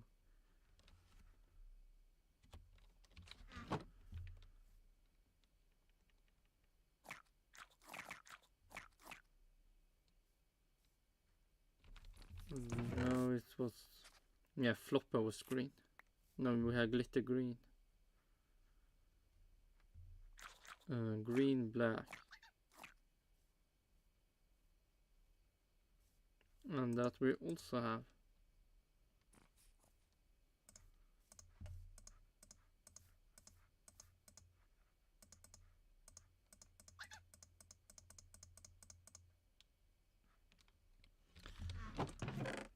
Cobb, red, cyan.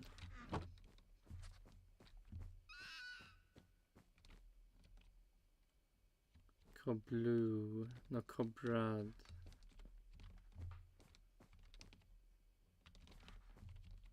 Cobb purple.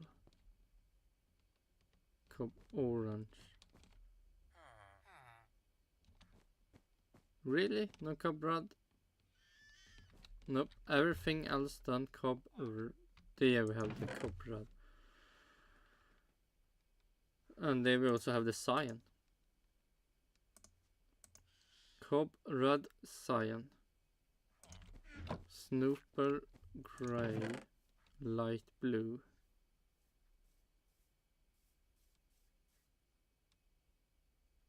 And there we have Snooper gray, light blue. Green, white.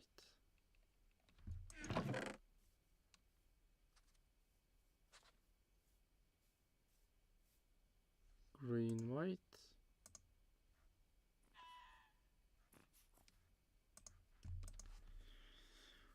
Spotty orange, white.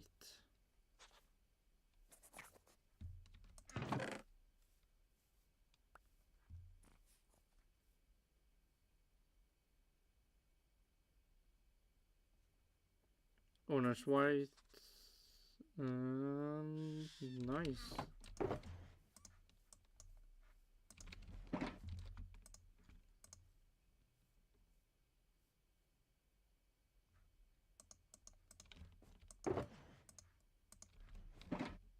No, you can't do it still. Man, so boring.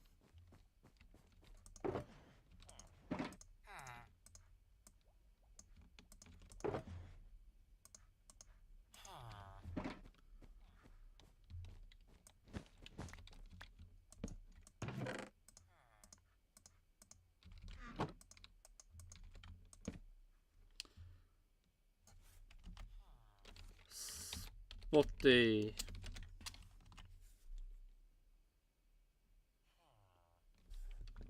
Orange.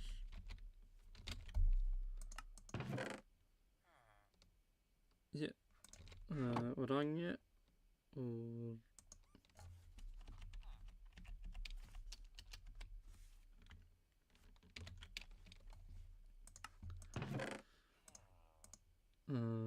Spotty orange, white.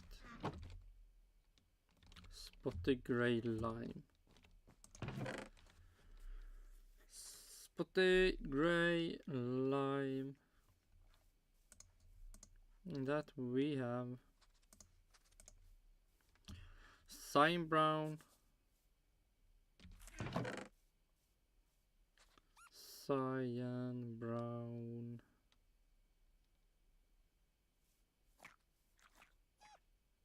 oh nice, red, yellow.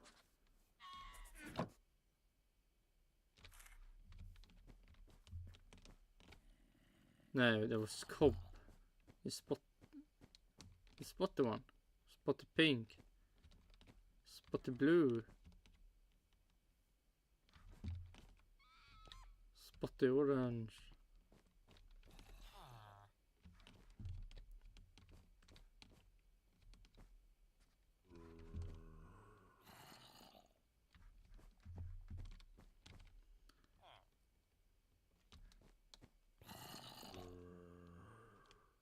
No, I'm looking for the wrong fish.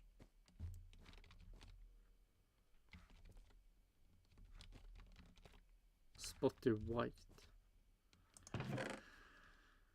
Yeah, red, yellow. There we have, fuck me.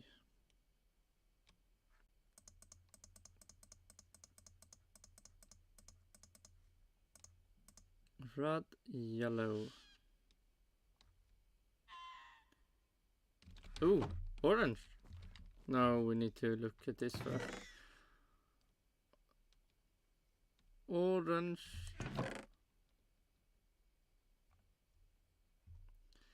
Orange, blue. Oh, nice.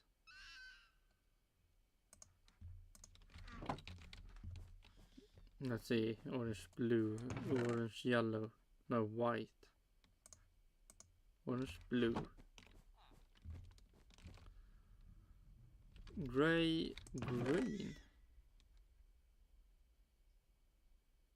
and that we also have.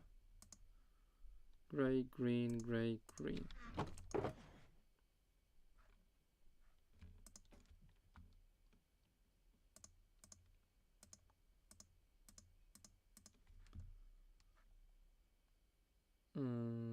Sunstreak, sunstreak, stripey, and then we have no.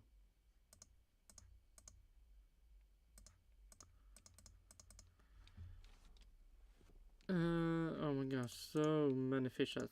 Let's see, how many will this be? 9, 15, 21. Okay, that's not bad. One for now, one more than I usually have. So can we be lucky with the last 7?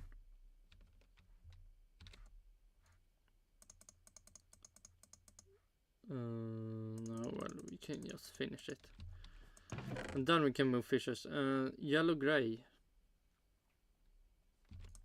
Yellow, gray.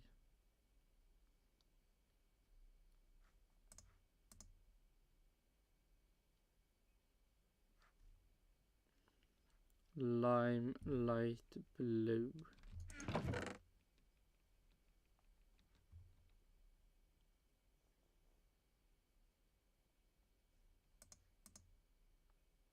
No, I'd rather light blue. It's light gray, and we have it. Pink, green. Pink, green day.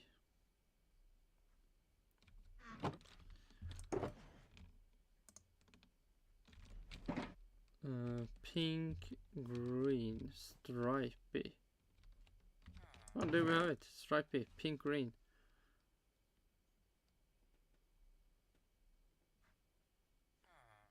And we also have it. Okay, now it's 20, 22. No, 20. Must be 23.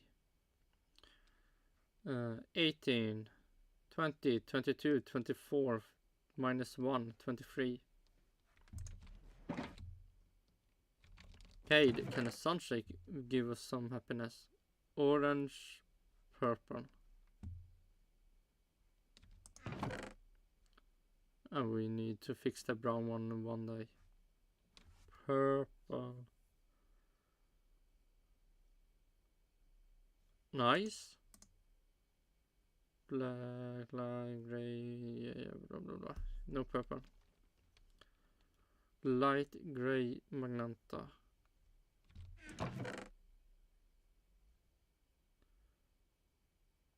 Light gray magenta.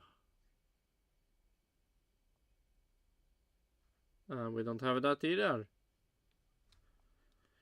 Gray orange.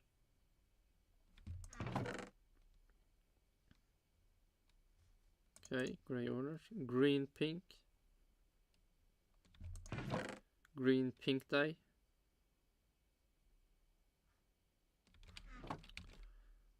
Gray and green. Sunstreak. Gray, green, sunstreak. Sunstreak purple. The fuck do I think purple? Purple, purple, purple. Nope. Sunstreak. Cyan. Magenta. What I want, gray and green. Sunstreak, gray and green.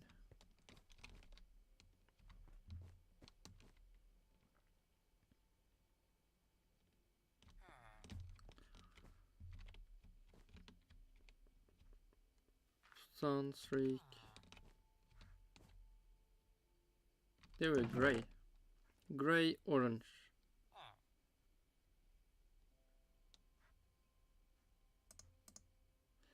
Yellow, pink, purple, light blue, red, black, lime, magenta, green, cyan. No orange. Sunstreak, green. They were green. Green, pink. And we have it. Oh. Let's see, how many will it be now? 24. That's, let's see. Where do we go? Yeah, here we should go. Then we should go here. Then we should go here. So the first record we got was 25. Then we have 28, 28, 27. So 24. I feel like that should be part of the record. But we could write it down just for fun.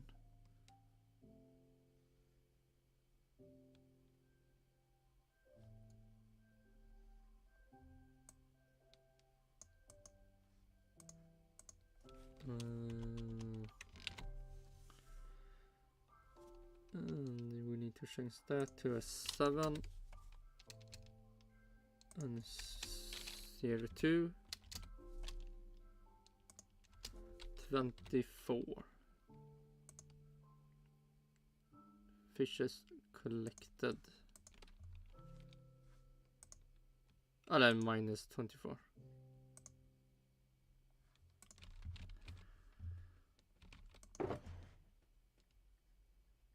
Oh yeah, now it's time for the fun part.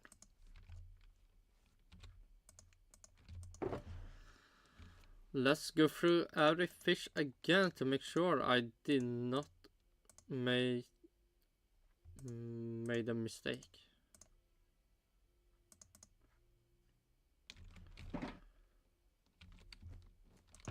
It will most likely go by recently fast.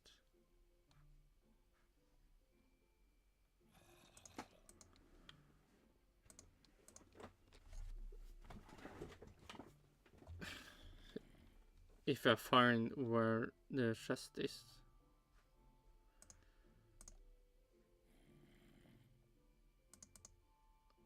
Oh yeah, there's 2. Oh my god, it's so lame. The first 3 fishes I started with, they all were copies, and I even had 2 of the same fish. So lame. Brown cyan.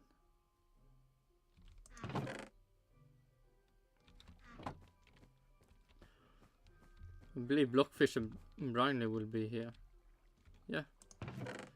Blockfish cyan. Yeah, but something that will make this go faster. It's when I finally found the chest. I will have it temporarily in the memory. So when I need to find it again, it will go faster. Like that one, because now I remember, yeah, brown, blackfish and briny is over there. Cyan, light blue. Cyan, light blue.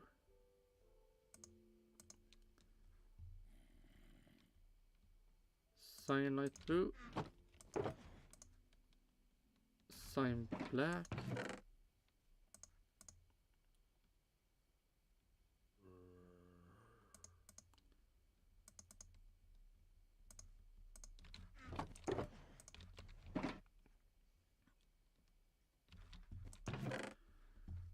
Purple, light blue.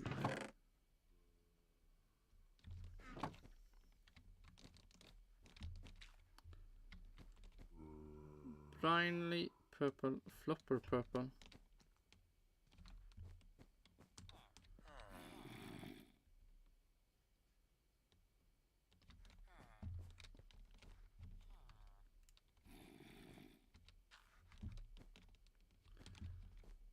light blue. We want purple.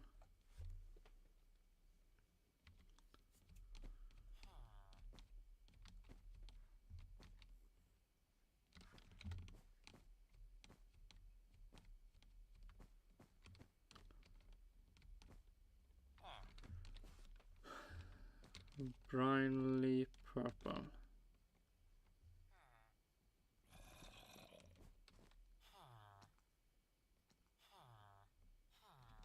Oh my god, I am blind.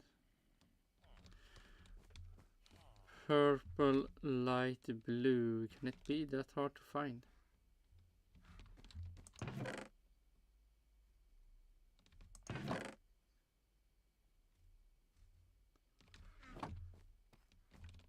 Purple, light blue.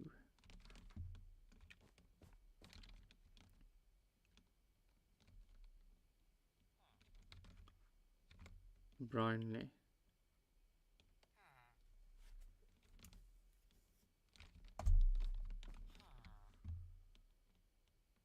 There we have light blue.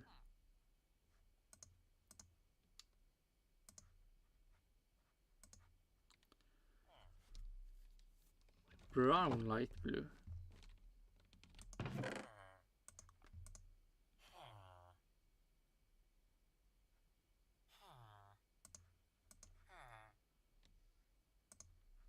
Brown magenta.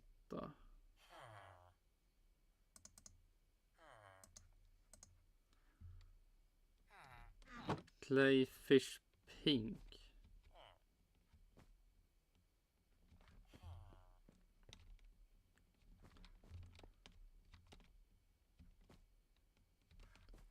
Clayfish pink.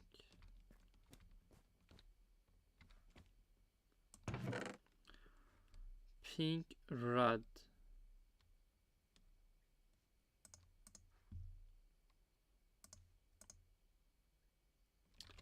Brown blue. Clayfish brown.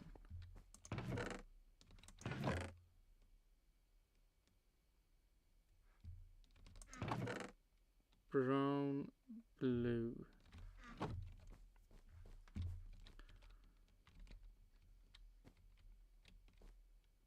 Clayfish red. Do we have a clayfish blue?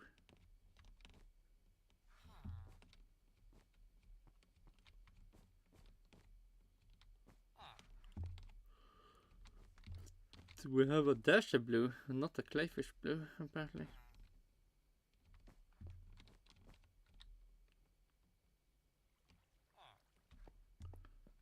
We want a clayfish blue. You want a clayfish purple?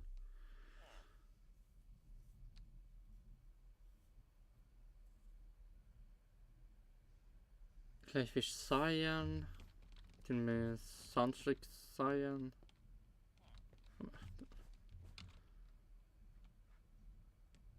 No, clayfish brown we're looking for, not clayfish blue.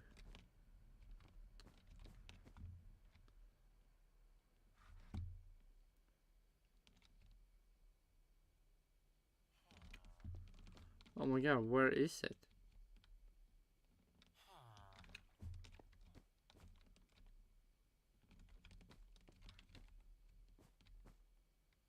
You have clayfish purple. Wait, clayfish. Clayfish brown.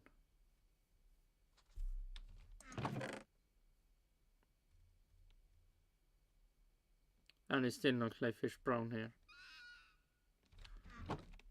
Oh my god. Clayfish pink do we have?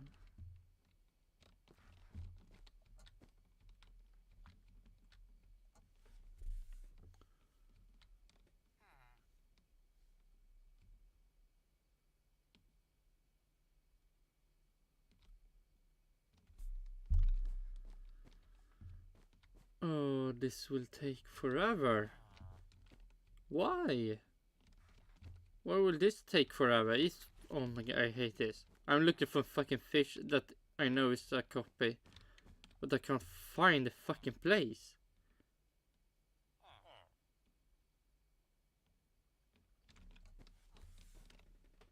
This is so fucking annoying. What the fuck is it?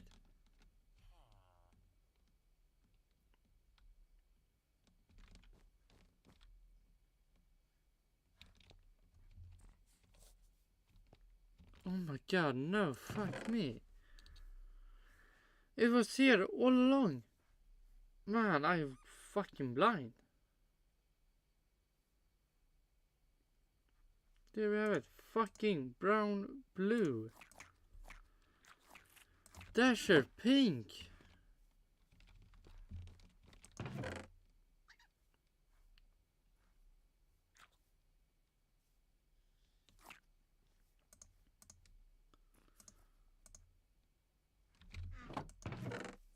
Light blue, black.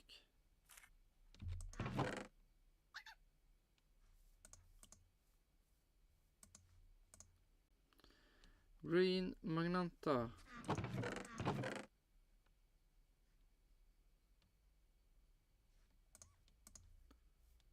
Yes. Black, red.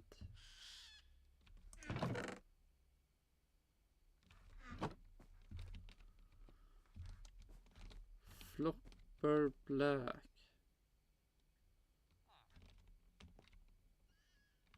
Flopper blue, flopper yellow.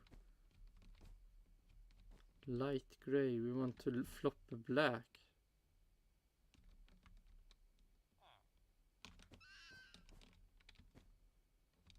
Flopper brown.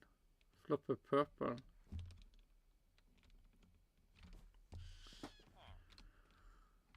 Flopper cyan.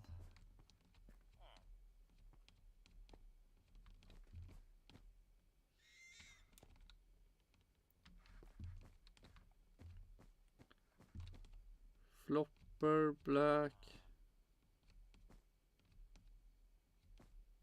No, don't give me one more fish that I can't fucking find. Flopper fucking black. Just, I fucking remember it, find it. It should be here.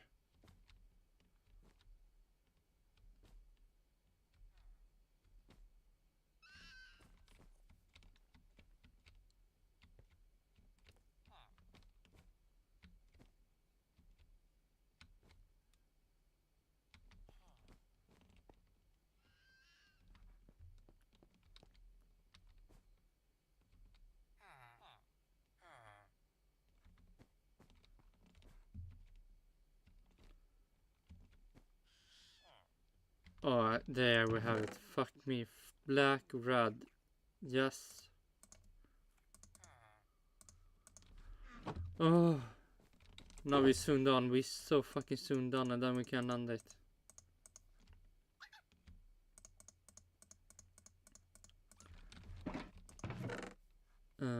Green, black.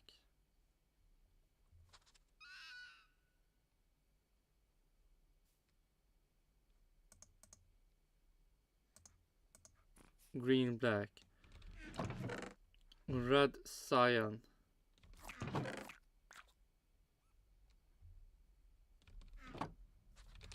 Cob, red. No, it wasn't here. It was over here. Cob, red, cyan. Cob, red, cyan. Cob, red, cyan. Snooper, grey. Snooper, grey, light blue. Oh yes, Snoop grey stuff. Or was it spotty grey?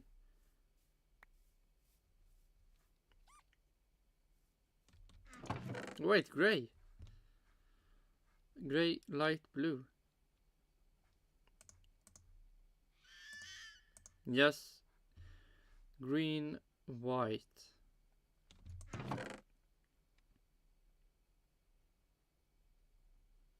Yes.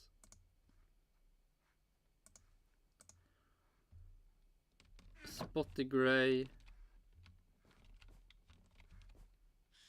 Spotty white.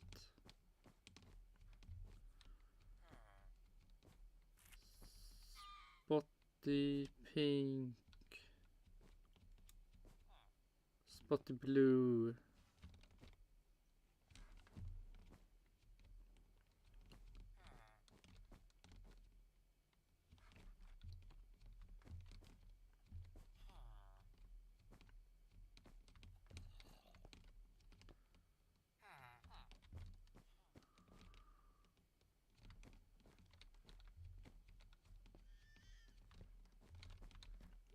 Fuck me, spotty, oh my god, spotty grey lime. Oh my god, grey green.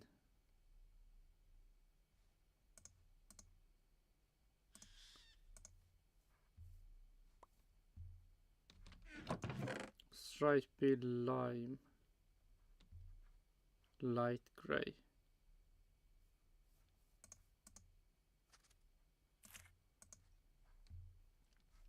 Pink green.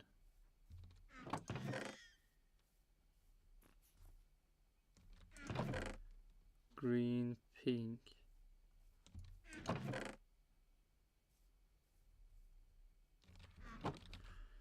Okay, stripy pink.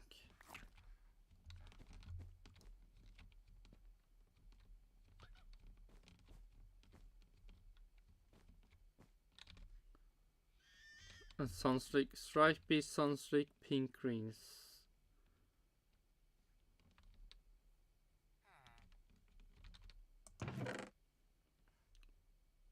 Pink green.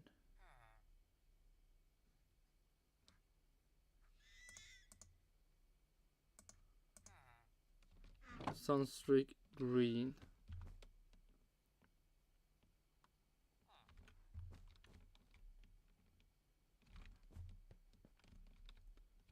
Sunstreak green.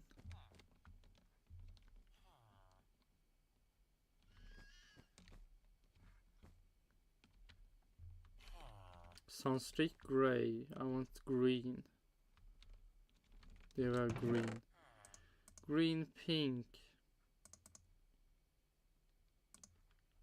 Yes. And then we can place all them down. We can write 18 minus 24. So it's 60. 56. 4. Becomes 60 plus, no, 68. 24. 78. 80, 82. Oh shit, no. Not 58. It should be 40, 38. 50 plus 2, please 60 plus 2, please, yeah. Minus 24.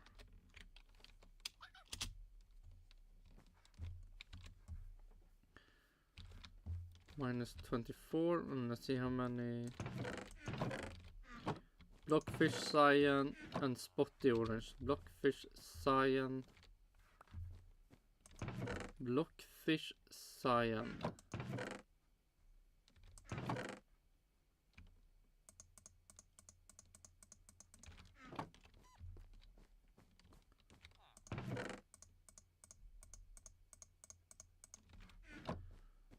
Blockfish, cyan.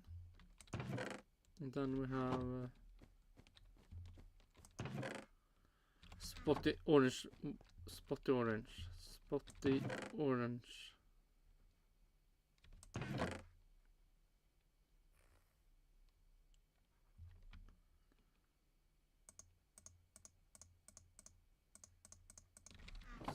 Spotty orange.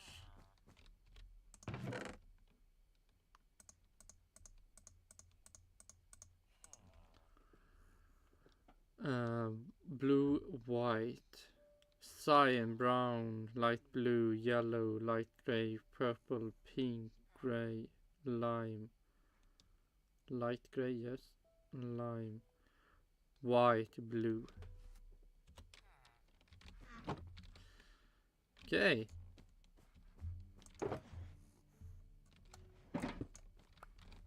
Take us that with us Let me take that down. And we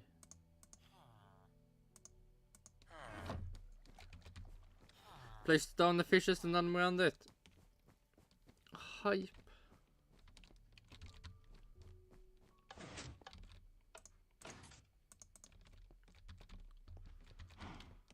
$24 fishes.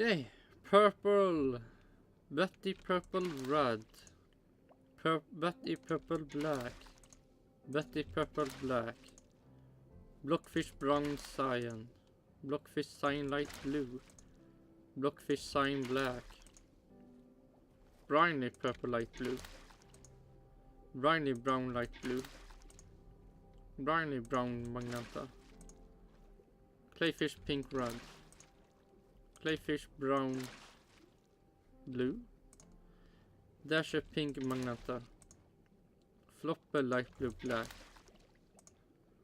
flopper green magenta, flopper black red,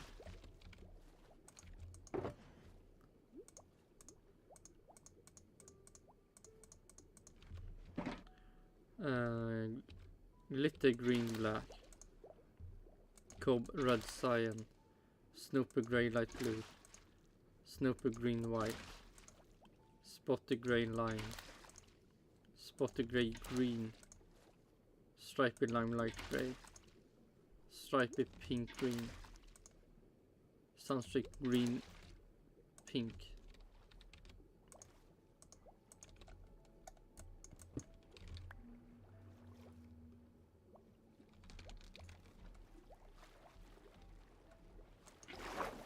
And we are done. Now we can go see, can we get one more fish and then we end it. We end it.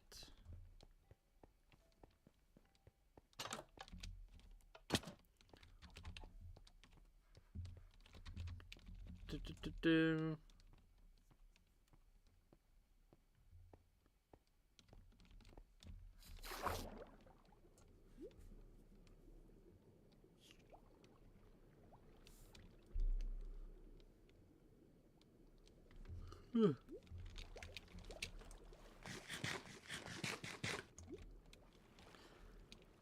And one more fish for the collection.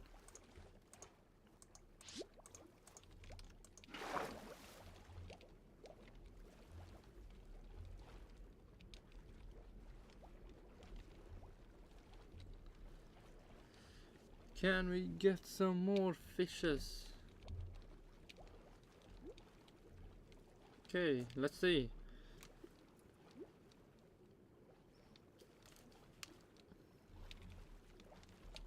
Let's see, what day is it? Tuesday. Oh, tomorrow will probably be more talk about... will be talk about...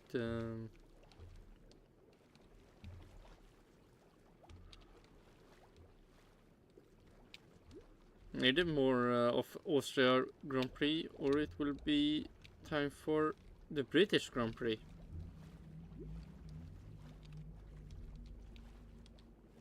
Come on, Dolphin, give me some speed. We need to...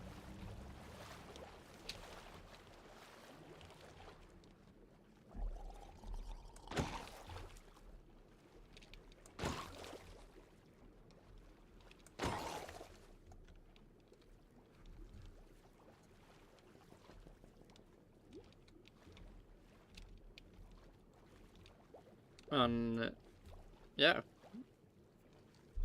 Max will be up there, Lando Norris will be up there, hopefully Oscar Piastri will also be up there, and hopefully Ferrari will be 100% up there. You know, they need to start being good for the future Monza Italian Grand Prix.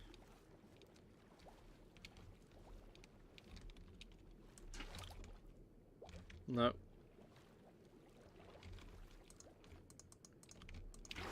There we have it. Oh yeah, flopper blue, light gray, and then we have blockfish gray, green.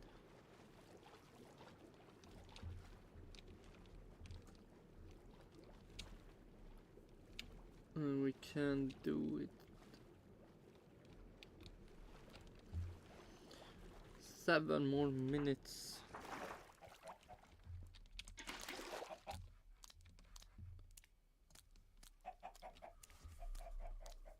Let's see how many more fish we can get before we end it.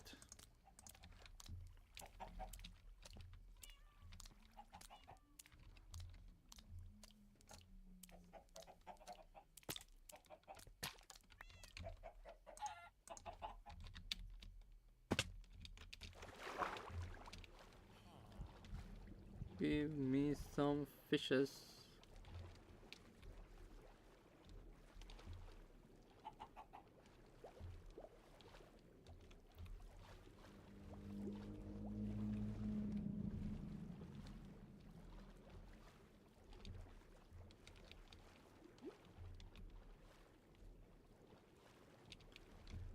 Can we get some more?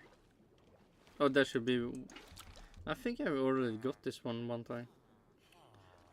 Either way, it will be in theory 1 more fish for the collection on Snoopy Yellow White.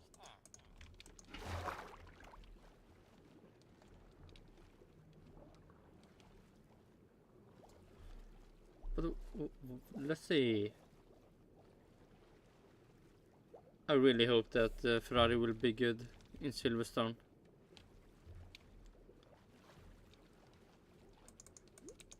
And hopefully Mercedes will also have a really bad race. Maybe they can George Russell and Lewis Hamilton, maybe can celebrate with on 2021 Silverstone crash. They fight each other so much that they crash themselves out. I mean, that would be something. 2 British drivers, they want to make a good Silverstone Grand Prix race, end up crashing out each other. From all the talk that Lando Norris and Max Verstappen will they continue driving bad like in Austria, and then it's Lewis Hamilton and George Russell that do that now. I mean, that could happen. Hopefully it will happen. And then Lando Norris and Max Verstappen can have a fun battle between them. And then can Oscar Piastri and Perez maybe have a fight behind them. And then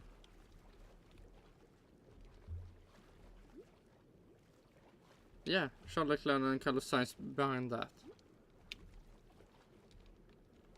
Let's see, soon 5 minutes more.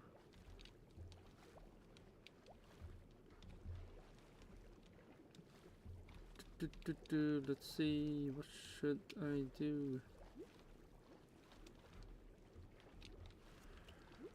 Oh, Williams. They had a great race last season. Hopefully they will have a good season race this time. Hopefully they will get the points that Haas they get this race. Man, why did Haas get so many points?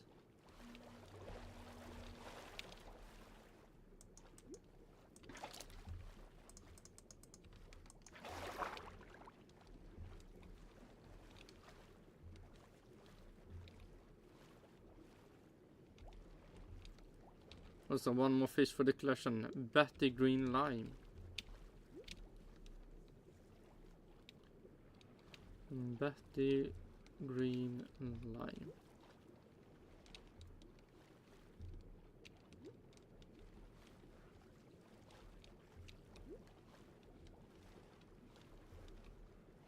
And Betty green lime. 1 zombie. 2 attack.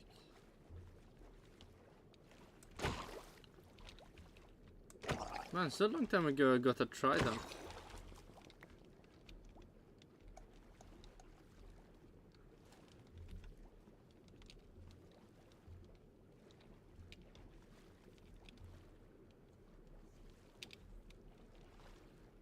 Bum, bum, bum. Let's see. Can we get some more fishes for the collection?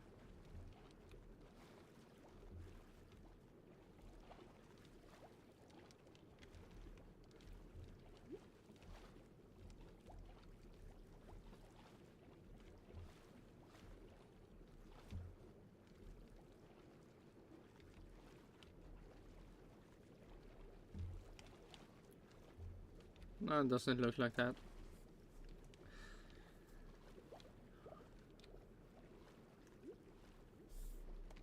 Hopefully we will. Hopefully we'll get one more fish for the collection. One more lost for the last fish to be collected. But it looks like we already collected the last one for now. And for today.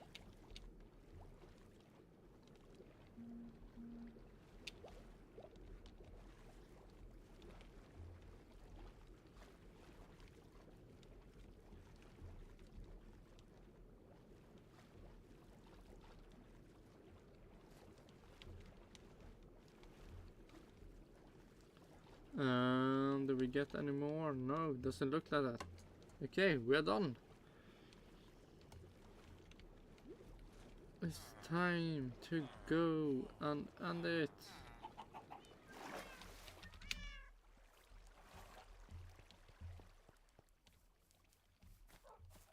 Oh, we can go and sleep also. Go and sleep.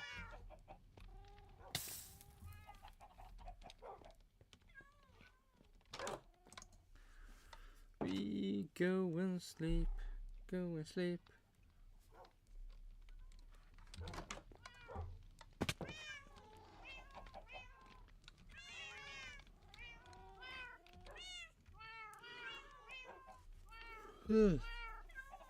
Oh shit, we need to write that down. 1838. 1838. 1838.